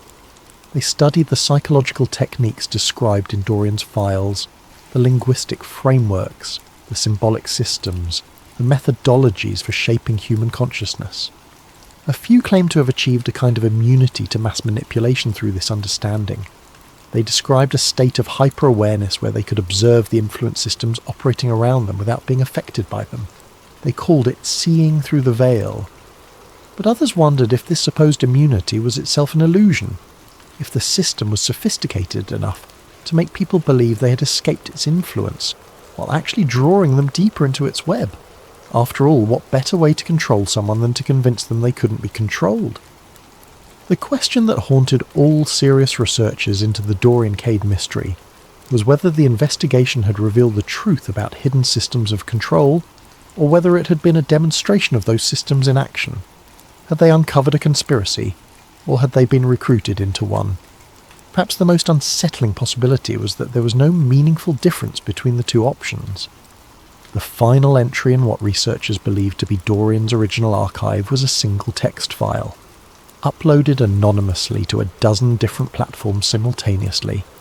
It contained no metadata, no digital signatures, no clues about its origin. The message was brief but haunting. If you are reading this, you have already been chosen. The investigation never ends. It only changes investigators. Welcome to the great work. Your orientation will begin shortly. Below the message was a simple instruction. Look around you. Really look. The signs are everywhere, once you know how to see them. And indeed, those who followed the instruction began to notice things. Symbols in corporate logos that matched patterns from the historical documents. Linguistic structures in news broadcasts that aligned with psychological manipulation frameworks. Social media algorithms that seemed to nudge users towards specific conclusions without their awareness. The three Masons weren't hiding in the shadows. They were hiding in plain sight, their influence so thoroughly woven into the fabric of modern society that it had become invisible through ubiquity. They didn't need to silence investigators because they had created a world where the truth was indistinguishable from elaborate fiction. And perhaps that was the most elegant control system of all. A reality so thoroughly constructed that even those who glimpsed behind the veil couldn't be certain whether they had discovered the truth or been recruited to perpetuate a more sophisticated illusion. The three Masons, whether real or imagined, ancient or contemporary, had achieved something unprecedented in human history. They had made the question of their existence irrelevant. In a world where information could be infinitely manipulated and human consciousness systematically shaped, the distinction between reality and carefully crafted narrative had ceased to matter. What mattered was the system itself, the vast, invisible architecture of influence that operated according to principles established centuries ago by three men whose names had been deliberately erased from history. They had created not just a secret society, but a new form of reality, one where truth was not discovered but constructed, where power was not seized but evolved, and where the ultimate conspiracy was the idea that conspiracies were necessary at all. In the end, Dorian Cade's investigation had revealed something far more profound than evidence of historical manipulation or contemporary control systems. It had revealed the fundamental malleability of human consciousness and the terrifying possibility that reality itself was subject to editing by those who understood the deeper mechanics of perception and belief. The three were not just in the past, they were here now, watching, guiding, shaping the very thoughts that their observers used to contemplate their existence. They had transcended the crude mechanics of conspiracy to achieve something approaching digital godhood, the power to define reality itself. And the most beautiful part of their design was that it didn't matter whether anyone believed in them or not. The system they had created was self-sustaining, self-correcting, and ultimately inescapable. The investigation was over. The great work continued. And somewhere in the space between digital shadows and physical reality, Dorian Cade smiled and began planning his next recruitment.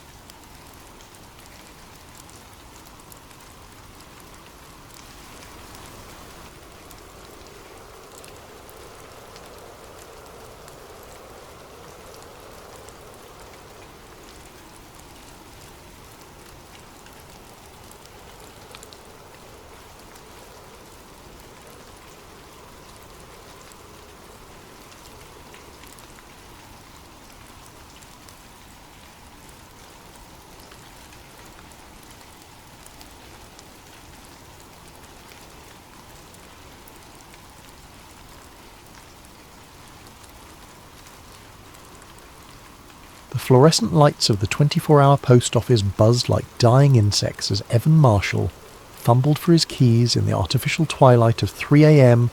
Washington, D.C. Yellow streetlights cast sickly shadows through rain-streaked windows, painting the empty lobby in shades of amber and despair. He shouldn't have been there. Not at this hour, not when rational people were asleep in their beds, dreaming safe dreams about predictable tomorrows. But sleep had become a stranger to Evan Marshall. The manila envelope waited in his P.O. box like a patient predator, unmarked except for his box number scrawled in careful block letters. No return address, no postmark he could decipher in the dim light. Just the weight of secrets pressed between paper and possibility. Inside his cramped studio apartment, beneath the harsh glare of his desk lamp, Evan's hands trembled as he opened the envelope. A photocopied newspaper clipping slid onto his cluttered desk, the Ohio Valley Tribune, dated October 15th, 1903. The headline screamed across yellowed page in bold type, 12-foot skeleton unearthed in Ohio, sent to Smithsonian for study. Below the headline, a grainy photograph showed a crowd of men in bowler hats standing around an excavation site. At their feet, partially unearthed, lay what appeared to be an enormous human rib cage, emerging from the dark earth like the frame of some impossible cathedral. But it was the handwritten note that made Evan's blood run cold. Not everything makes it to the exhibit floor. B17, 44, 32, 1903. They've been hiding our history for over a century. Find the vault. The numbers meant nothing to him then. Later, they would mean everything. Evans stared at the note until his vision blurred, until the carefully formed letters began to swim across the page like ants fleeing a disturbed nest. He'd been investigating government cover-ups for 15 years, had exposed corruption in 3 different administrations, had won awards for pieces that powerful people wished had never been written. But this felt different. This felt like standing at the edge of an abyss so deep that light itself feared to venture down. The rain continued to drum against his windows as Evans spread the clipping and note across his desk, photographing them from every angle with his phone. Somewhere in the distance, a siren wailed through the empty streets of the capital, a lonesome sound that seemed to echo the warning bells now clanging in his mind. He should have thrown the envelope away, should have burned it, forgotten it, moved on to safer stories about budget discrepancies and zoning violations. Stories that wouldn't make him wake up in cold sweats, wouldn't make him check his locks 3 times before bed, wouldn't make him wonder if the footsteps echoing behind him on empty sidewalks belonged to someone he couldn't see. But Evan Marshall had never been good at walking away from the truth, even when the truth had teeth, especially when it had teeth. The Smithsonian's digital archives became Evan's obsession over the next 2 weeks. He haunted the reading rooms like a spectre, pale from lack of sunlight, surviving on convenience store coffee and the kind of determination that borders on madness. The librarians began to recognise him, nodding with the resigned familiarity reserved for researchers who had clearly lost themselves in the labyrinth of human knowledge. What he found made his hands shake. The Cincinnati Enquirer, 1894. Giant bones discovered in Kentucky cave system. Smithsonian team en route. The Indianapolis Journal, 1897. Farmer uncovers burial mound. Skeleton measures over 10 feet. Artifacts include unknown metal tools. The St. Louis Post-Dispatch, 1901. Archaeological marvel. Ancient giants' remains found with advanced copper implements. Smithsonian officials decline comment. Page after page, article after article, a pattern emerged like constellations in a dark sky. Giant skeletons discovered across the American Midwest. Advanced tools that shouldn't have existed. Artifacts that defied conventional understanding of ancient civilizations. And always the same refrain. Specimens sent to the Smithsonian Institution for study. But when Evans searched the museum's current databases, he found nothing. No giant skeletons in the anthropology collection, no advanced copper tools predating known civilizations, no evidence that any of these discoveries had ever existed at all. It was as if history itself had been carefully edited, leaving only the approved narrative behind. Dr. Helen Cray lived in a colonial house in Georgetown, surrounded by books that seemed to reproduce in the shadows when nobody was watching.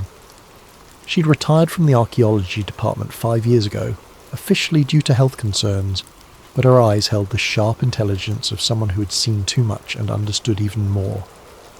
"Coffee?" she asked, leading Evan into a study that felt like a temple to forgotten knowledge. Maps covered every available wall space, marked with pins and notations in her careful handwriting. "Dr. Cray. I'm investigating reports of large skeletal remains that were allegedly sent to the Smithsonian over a century ago," Evan began, settling into a chair that had probably been old when Lincoln was president. "I've found dozens of newspaper accounts, but no corresponding records in the museum's current collections." Helen's cup paused halfway to her lips. She set it down with the deliberate care of someone buying time to choose their words. "Mr. Marshall, in my 40-year career, I learned that archaeology is as much about what we choose not to display as what we put behind glass." "What do you mean?" "There are problematic finds, artifacts that don't fit the accepted timeline of human development, remains that challenge our understanding of ancient populations." She walked to one of her maps, tracing her finger along what appeared to be excavation sites marked throughout the Ohio River Valley. "In my early days, I heard whispers about storage facilities that weren't on any official floor plan, collections that existed in a kind of academic purgatory." Evan leaned forward. "You're talking about a cover-up."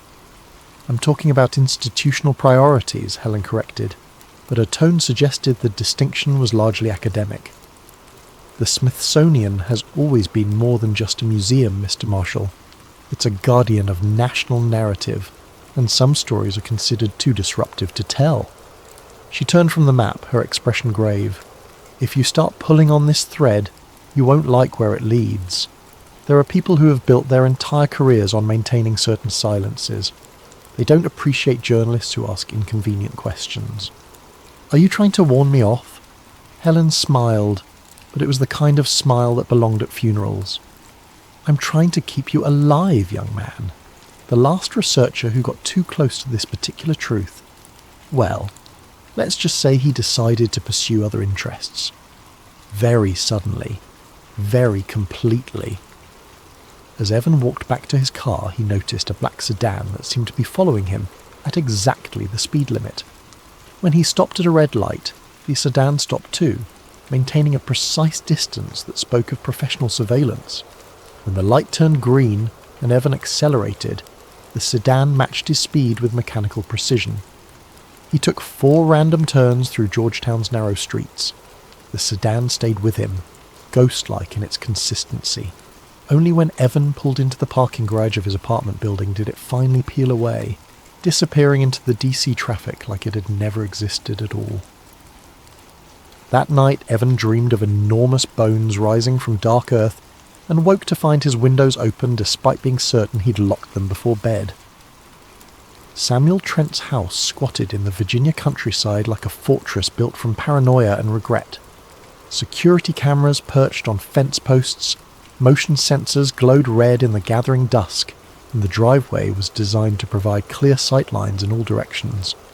This wasn't the home of a retired archivist. This was the refuge of a man who had seen something he wasn't supposed to see, and spent every day since then looking over his shoulder. Trent himself answered the door after Evan had stood on the porch for nearly 10 minutes, his face appearing and disappearing at windows as he conducted some kind of security assessment. He was a thin man in his 70s, with the pale complexion of someone who rarely ventured into sunlight and eyes that seemed to be perpetually scanning for threats. "You're the journalist," Trent said without preamble. Dr. Cray called. "Said you were asking the wrong questions?" "Wrong questions? Wrong for your health, right for the truth." Trent stepped aside, gesturing for Evan to enter. "Come in, but leave your phone in the car, and anything else electronic. The walls have ears in this business, Mr. Marshall. The interior of the house was a study in controlled paranoia. Heavy curtains blocked every window, white noise generators hummed in each corner, and a complex array of electronic equipment occupied an entire wall of what had probably once been a living room. This was the home of a man who understood surveillance and had dedicated his life to avoiding it. 43 years I worked for the institution, Trent began, settling into a chair that provided clear views of both the front door and the back entrance. Started in the basement archives when Nixon was president, worked my way up to senior archivist. Thought I knew everything about that place. Thought I'd catalogued every skeleton in every storage room. He paused, his fingers drumming against the arm of his chair with nervous energy. Then in 2019 I got assigned to a special project. Complete inventory of Sub-Basement 17. Not a place that appeared on any public floor plan, mind you. You had to take a service elevator down past the main basement, past the storage levels, down to a place that officially didn't exist. Evan pulled out a notebook, then stopped himself. Trent had been serious about no recording devices. What did you find down there? Things that made me question everything I thought I knew about human history, Trent replied. The first room contained skeletal remains. Human, but wrong. Too large, with skull configurations that didn't match any known population group. Some of the femur bones were over 3 feet long, Mr. Marshall. Do you understand what that means? The individuals would have been enormous. 12, 14, maybe 15 feet tall. And these weren't deformed specimens. These were anatomically correct giants with perfectly proportioned bone structure. The kind of remains that would rewrite every anthropology textbook ever published. Trent stood and began pacing, his agitation clear. But that wasn't the worst of it. Some of the skulls showed evidence of advanced medical procedures. Holes drilled with precision that would have required modern surgical tools. Healing patterns that suggested post-operative care. You're talking about evidence of advanced ancient civilizations. I'm talking about evidence that human history is nothing like what we've been taught. Trent stopped pacing and fixed Evan with a stare that seemed to burn with suppressed knowledge. The artifacts were even more disturbing. Tools made from metals that shouldn't have existed in ancient America. Copper alloys that our metallurgists couldn't identify. Stone carvings covered in symbols that looked almost like circuit diagrams. Evan's pen hovered over his notebook. Did you document any of this?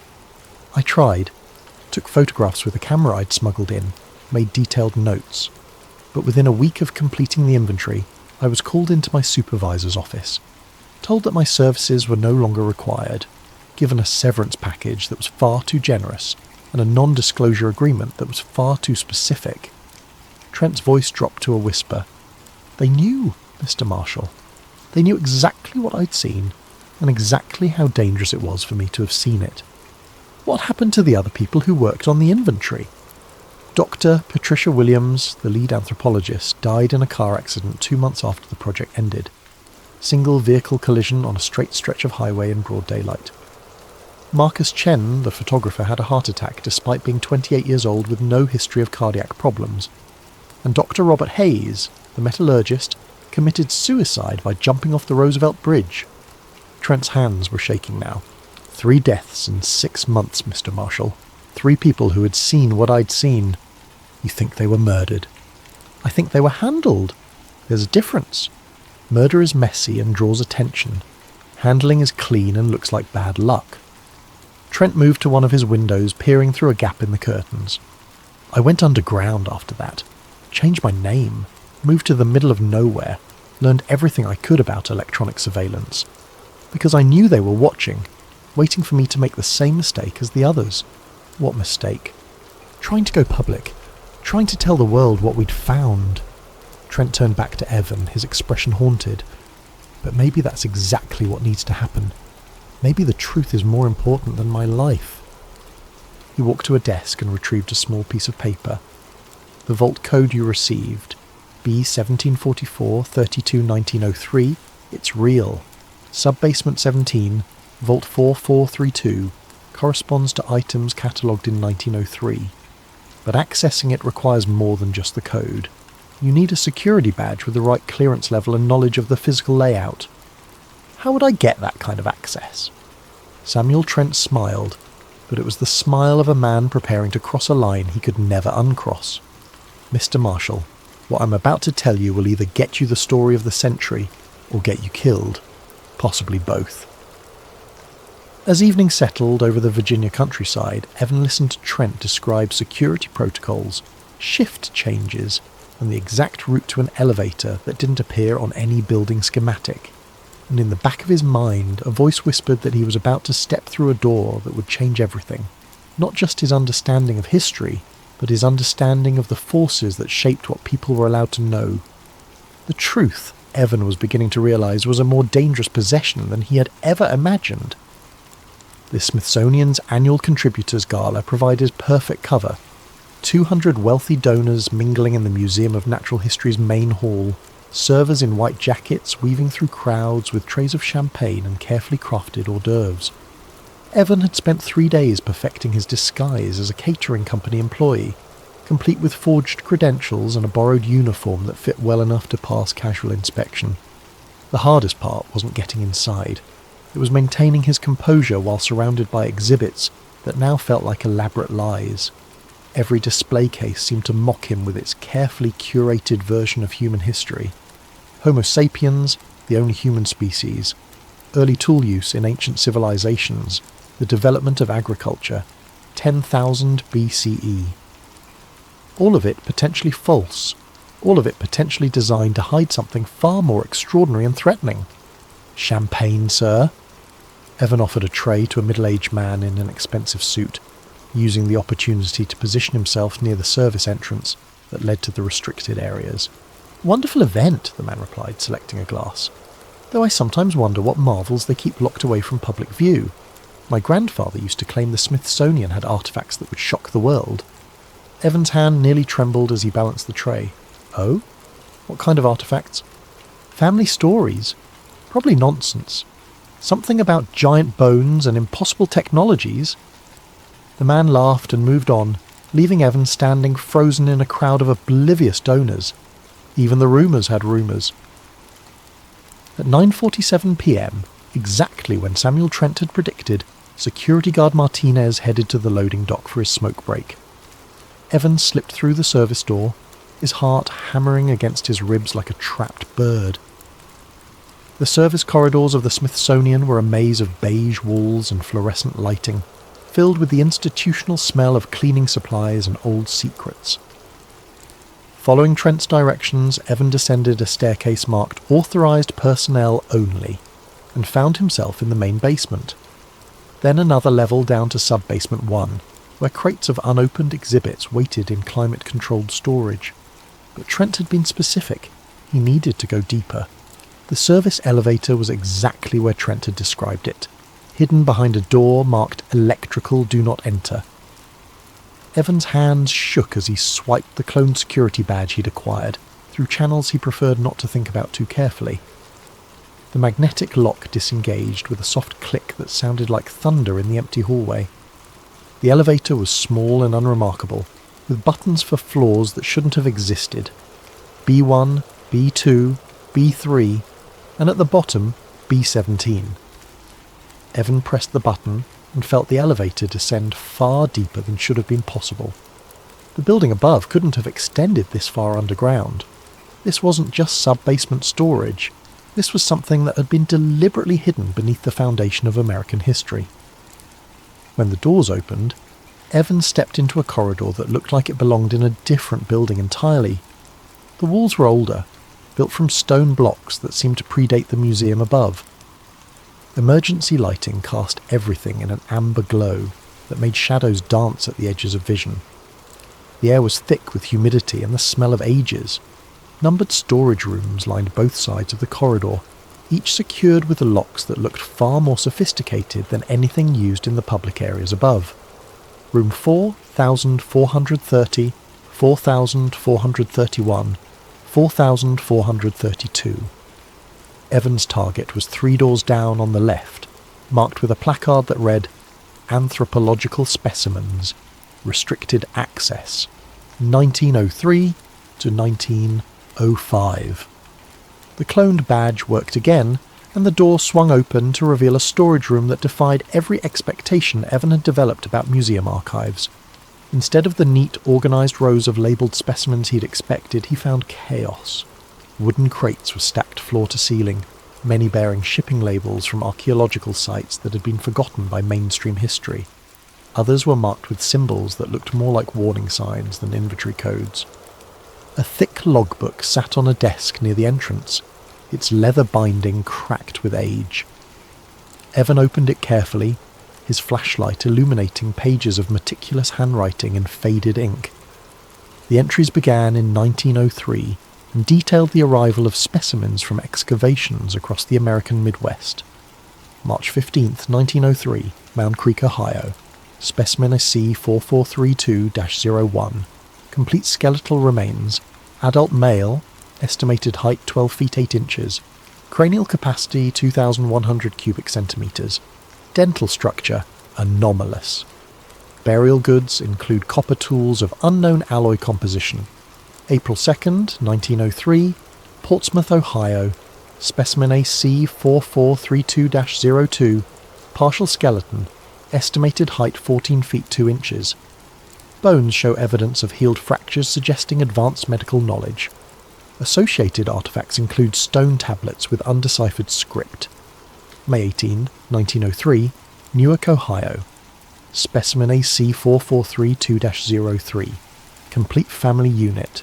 2 adults, male 13 feet 1 inch, female 11 feet 9 inches, and 1 juvenile, estimated age. 12 to 14, height 8 feet 4 inches, preserved with unknown chemical process. Grave goods suggest advanced metallurgy. Page after page documented the same impossible pattern. Giants with advanced medicine. Copper tools that predated known metallurgy. Stone carvings that suggested literacy in civilizations that supposedly had no written language. And then, abruptly, in August 1903, the entries stopped. The last notation read simply, "Transfer to B-17 per directive. All documentation to be archived under Special Classification Protocol 7. Evan photographed every page, his camera's flash momentarily illuminating the storage room like lightning. But as he reached the final entries, a sound froze him in place. The distant ding of an elevator arriving at B-17. Footsteps echoed in the stone corridor. Multiple people moving with the purposeful stride of security personnel who had found something they weren't supposed to find. Voices, low and professional, discussing containment and cleanup in terms that made Evan's blood run cold. He had perhaps 30 seconds before they reached room 4432. Evan closed the logbook, slipped it under his jacket and looked desperately around the storage room for another exit. There, a ventilation grate near the ceiling, large enough for a person to crawl through if they were motivated by the kind of terror that makes impossible things possible. The voices were closer now, discussing badge readings and unauthorized access. Evan climbed onto a crate, forced open the ventilation grate and pulled himself into a narrow shaft that seemed to extend into darkness in both directions. Behind him, the storage room door opened and flashlight beams swept across the space he'd occupied moments before. "Room's been accessed," a voice reported. "Someone was definitely here. Logbooks missing." "Find them," another voice replied with cold authority. "This facility has been compromised. Initiate containment protocol." Evan crawled through the ventilation system like a man possessed, following a shaft that seemed to lead upward through the building's infrastructure. His phone had no signal this deep underground, but the camera had stored everything he'd photographed. The evidence was real, documented, undeniable, if he could survive long enough to share it. The ventilation shaft ended at a grate that opened into a mechanical room 3 floors above sub-basement 17. Evan emerged covered in dust and grime, his knees scraped raw from crawling through metal ducting, but alive and temporarily beyond the reach of whoever was conducting the search below. The mechanical room was filled with the building's heating and cooling equipment, providing cover and the steady hum of a white noise that would mask any sounds he might make. But he couldn't leave. Not yet. Not when he was this close to the truth. The logbook had mentioned transfer to B-17, which suggested that the artifacts in room 4432 were just records. The actual specimens, the giant skeletons, the impossible tools, the evidence that could rewrite human history, were stored somewhere else in this underground complex. And Evan had a suspicion about where that might be. Samuel Trent had described Vault 4432 as a records room, but had hinted at something deeper. The real collection, he'd said, requires more than just a security badge. It requires clearance that most employees don't even know exists. Evan studied the building schematics he'd memorised, cross-referencing them with Trent's descriptions and the security protocols he'd observed. If the Smithsonian was hiding evidence of pre-Columbian giants and advanced ancient civilizations, they wouldn't store it in a simple records room. They'd put it in a facility designed for the most sensitive materials, climate-controlled, seismically stable, accessible only to the highest levels of clearance. A vault, a real vault, built deep underground and protected by security measures that would make Fort Knox envious. Using service corridors and maintenance passages, Evan made his way back towards sub-basement 17, but this time he followed a different route. Instead of heading to the storage rooms, he looked for the kind of infrastructure that would support a serious security installation.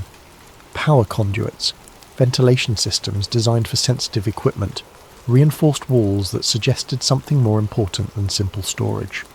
He found it at the end of sub-basement 17 behind a door marked only with a number. B17 Secure. The door was steel, built into a frame that extended deep into reinforced concrete walls. This wasn't museum storage, this was government-level security. The cloned badge wouldn't work here. This required biometric scanning, multiple authentication factors, and clearance levels that probably required presidential approval. But Evan had advantages that the security designers hadn't anticipated. He had desperation, a complete disregard for his own safety, and 40 years of institutional paranoia to guide his thinking. The ventilation system for the secure area was separate from the rest of the building, but it still required intake and exhaust ports. And those ports, designed to be inaccessible to anyone without specialised equipment, provided another way inside for someone willing to risk everything. Evan found the intake shaft 2 corridors away, hidden behind a panel that looked like part of the wall. The shaft was smaller than the one he'd used to escape, barely wide enough for his shoulders, but it led directly into the heart of the secure facility. He could hear the hum of sophisticated climate control equipment, the subtle electronic sounds of security systems monitoring an environment that contained something unprecedented. The shaft ended at a grate that looked down into a room that defied comprehension. Vault B17 Secure was enormous, carved from living rock and supported by steel beams that suggested engineering capabilities far beyond what should have been necessary for a museum storage facility. The space was filled with display cases arranged in precise rows, each containing specimens that challenged everything Evan thought he knew about human history. Giant skeletons stood in reinforced glass cases, their bone structure perfect and their dimensions impossible. Some were over 15 feet tall, with skulls that suggested brain capacities far beyond modern humans. Others showed evidence of medical procedures that shouldn't have existed in ancient times. Precisely drilled holes that had healed completely, surgical scars that spoke of advanced anatomical knowledge, dental work that looked almost modern in its sophistication. But the skeletons were just the beginning. Other cases contained tools that seemed to be made from metals that didn't exist in nature. Copper alloys with properties that modern metallurgy couldn't duplicate. Stone carvings covered in symbols that looked less like primitive writing and more like technical diagrams.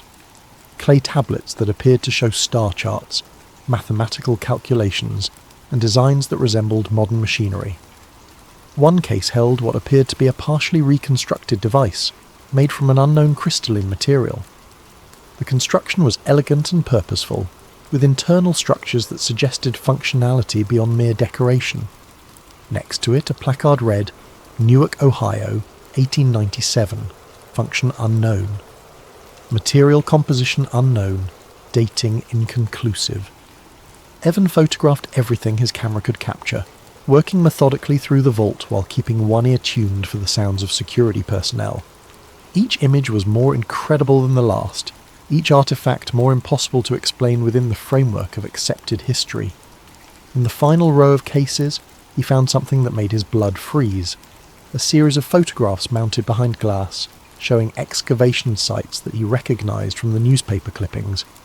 But these weren't newspaper photos, These were official documentation, taken by Smithsonian personnel at the actual dig sites.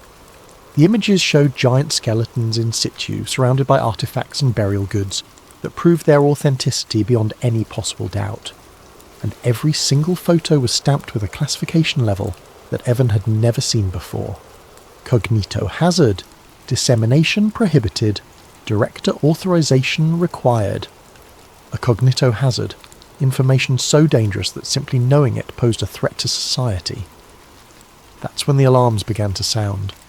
Red lights bathed the vault in hellish illumination as sirens echoed through the underground complex. Evan heard the distinctive sound of blast doors sealing, the mechanical whir of security systems activating throughout the facility. His escape route through the ventilation shaft was probably already sealed. He was trapped in a vault filled with evidence that could rewrite human history, surrounded by security measures designed to ensure that no unauthorized person ever left alive. The final case in the vault contained a single item, a modern photograph showing a meeting between Smithsonian officials and military personnel, dated just 6 months ago. In the centre of the group stood a man Evan recognised from newspaper photos, the current secretary of the Smithsonian. He was shaking hands with someone in military uniform, while behind them, clearly visible through an open doorway, giant skeletons stood in their display cases. The implications hit Evan like a physical blow. This wasn't just historical cover-up. This was an ongoing conspiracy involving the highest levels of both academic and military authority. The giants weren't just being hidden. They were being actively studied. And that study was being conducted outside any civilian oversight. Footsteps echoed in the corridor outside the vault. Multiple people, moving with military precision. They'd found his entry point, traced his route, and were now closing in on a man who had seen too much to be allowed to live. Evan looked around desperately for another way out, but the vault was designed to be impregnable. Stone walls, steel doors, and security measures that would keep him contained until whatever passed for justice in this shadow world could be administered. That's when he noticed something the vault designers had probably considered a minor detail: the emergency fire suppression system. Hail and gas dispensers were positioned throughout the vault, designed to extinguish any fire that might threaten the precious artifacts. But Halen's systems required ventilation to prevent personnel from suffocating during emergency activation. Evan found the manual activation switch for the fire suppression system and pulled it without hesitation. Alarms shrieked as hail and gas began flooding the vault, and emergency ventilation fans activated to prevent the space from becoming a death trap for anyone inside during a real emergency. The ventilation system created a powerful updraft in the shaft he'd used to enter. Evan climbed back into the intake vent just as the vault doors opened and security personnel poured in, their voices muffled by gas masks and the chaos of alarms. He rode the updraft through the ventilation system like a man shot from a cannon, the powerful fans pulling him through shafts and ducts at speeds that would have been impossible under normal circumstances. Behind him he could hear voices shouting about containment failure and unauthorized documentation. Evan emerged from an exhaust vent on the roof of the Natural History Museum, gasping in the cold Washington air and covered in soot from the building's ventilation system. Below him, security vehicles were surrounding the building with military efficiency. Above him, helicopters circled with searchlights that turned night into day. But in his camera were dozens of photographs that proved everything. Giant skeletons, impossible artifacts, official documentation of a conspiracy that reached the highest levels of government. Evidence that human history was a carefully constructed lie designed to hide something far more extraordinary and threatening. All he had to do now was survive long enough to share it with the world. As Evan climbed down from the museum roof using emergency access ladders, he realised that his life as Evan Marshall was over. Whatever came next would require a new identity, new name, and a level of paranoia that would make Samuel Trent look optimistic. The truth, he now understood, was not just stranger than fiction. It was more dangerous than he had ever imagined possible. The DC sewer system became Evan's underground railroad to freedom. The service tunnel he'd discovered led directly into the storm drainage network that ran beneath the National Mall. a concrete labyrinth that city planners had built without considering that it might one day hide someone fleeing from the keepers of humanity's greatest secret.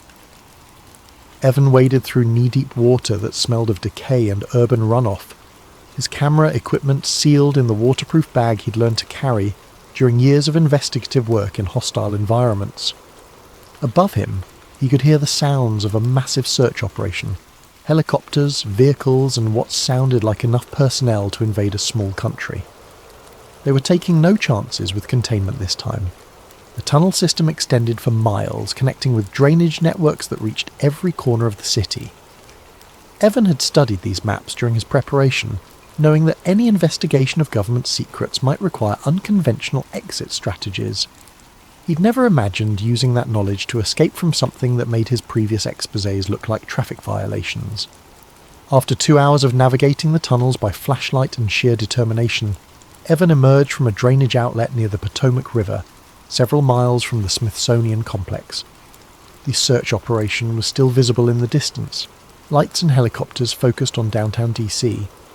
While he caught his breath in the shadow of a highway overpass, his hands were shaking as he checked his camera equipment. Everything had survived the journey. Dozens of photographs showing giant skeletons, impossible artifacts, and official documentation of a conspiracy that reached levels of government he was only beginning to understand. The evidence was real, undeniable, and so dangerous that people had died to keep it secret. But evidence meant nothing if no one ever saw it.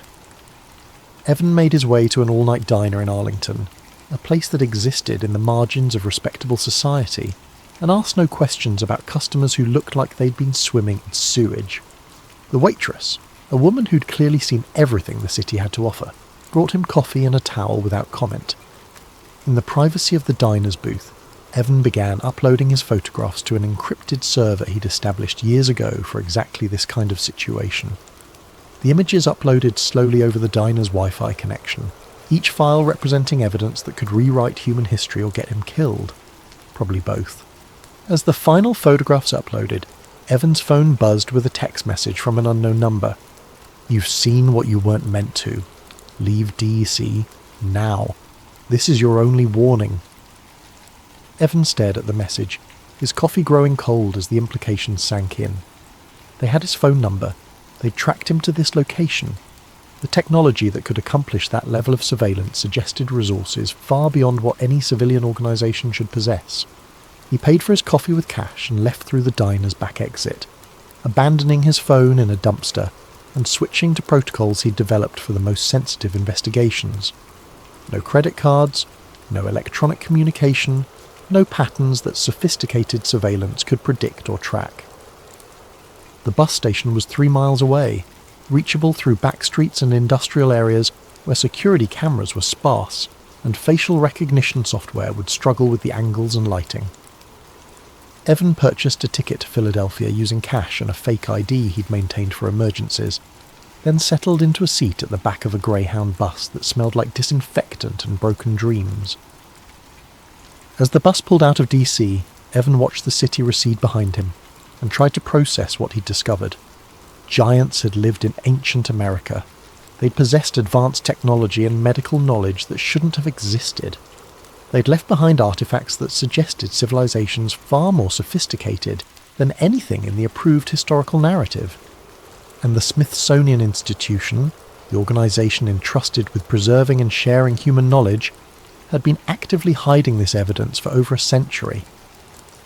The hotel in Philadelphia was the kind of place that rented rooms by the hour and accepted cash without asking for identification. Evan locked the door, wedged a chair under the handle and checked the windows for alternate escape routes. Paranoia wasn't a luxury anymore, it was a survival skill.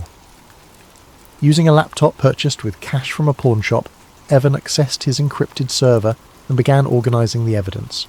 The photographs were clear, undeniable and absolutely damning.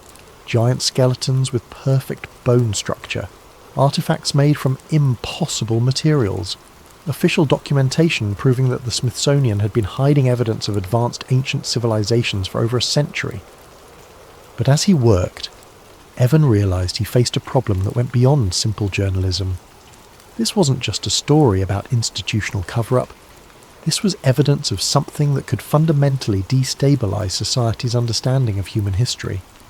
The classification stamp he'd seen in the vault haunted him. COGNITOHAZARD. Information so dangerous that simply knowing it posed a threat. What if the cover-up wasn't about protecting institutional reputation? What if it was about protecting civilization itself? Evan pushed the thought aside. Truth was truth, regardless of how uncomfortable it made people. The public had a right to know that their understanding of human history was built on carefully constructed lies.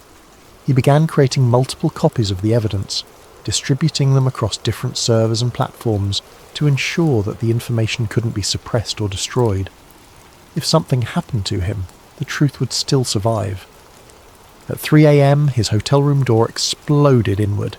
3 figures in tactical gear poured through the opening, moving with military precision and carrying weapons that looked far more sophisticated than standard law enforcement equipment.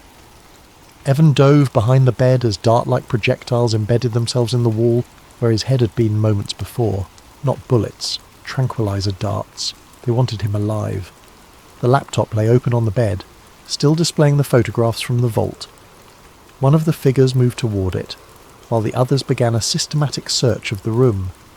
Evan heard the distinctive sound of hard drives being wiped, memory cards being destroyed, evidence being systematically eliminated. But they were too late. The upload had completed hours ago. Evan slipped out the window onto a fire escape that overlooked an alley filled with dumpsters and the kind of urban debris that accumulated in forgotten spaces. The drop was 20 feet onto concrete, but staying in the room meant disappearing into whatever black site facility these people represented. He jumped. The impact drove the breath from his lungs and sent lightning bolts of pain through his left ankle, but he was alive and mobile. Behind him, voices shouted coordinates and search vectors in the clipped professional tones of people who cleaned up messes for a living. Evan limped through Philadelphia's empty streets, using back alleys and industrial areas to avoid the kind of surveillance that had found him so quickly at the hotel. His ankle was probably sprained, his ribs felt like they'd been hit with a sledgehammer, and he was operating on 2 hours of sleep and more adrenaline than should have been physiologically possible. But the evidence was safe, distributed across multiple servers, protected by encryption that would take even government resources significant time to crack. The truth about humanity's hidden history was no longer dependent on his survival.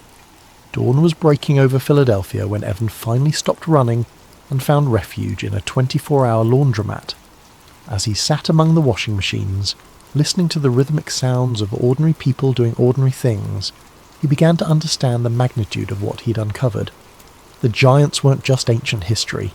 The military personnel in that photograph, the sophisticated security measures, the resources devoted to keeping this secret, all of it suggested that the implications of the discovery were still relevant, still dangerous, still worth killing for.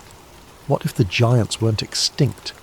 What if some aspect of their civilization had survived, hidden in the same shadows that concealed their remains? What if the cover-up wasn't about protecting the past, but about controlling the future? Evan's phone, a new one purchased with cash, buzzed with a message from an encrypted account he'd established for emergency communications. Evidence received and distributed. You've done something extraordinary, but now you need to disappear. They'll never stop looking for you.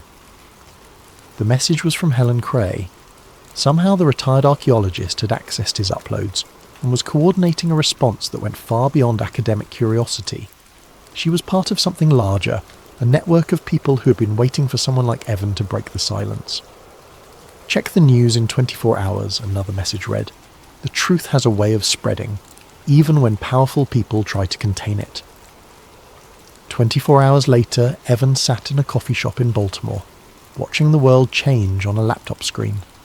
The story broke simultaneously across multiple platforms, released by a coordinated network of independent journalists, researchers, and activists who had been waiting years for this moment. The photographs from the Smithsonian Vault appeared on websites, social media platforms, and news aggregators faster than any suppression effort could contain them. Smoking gun! Smithsonian Vault contains evidence of ancient giants. Giant conspiracy, government cover-up of American history exposed. Forbidden archaeology, what they don't want you to know about human civilization. The initial response was explosive. Millions of views within hours, shares cascading across social networks, comment sections filled with everything from scholarly analysis to wild speculation. For a brief, shining moment, it seemed like the truth might actually triumph over institutional power. Then the countermeasures began. The first photographs were flagged for policy violations on major platforms. Video analyses were labelled as misleading information and buried in search results. Fact-checking organisations published articles debunking the evidence before they could have possibly conducted meaningful analysis.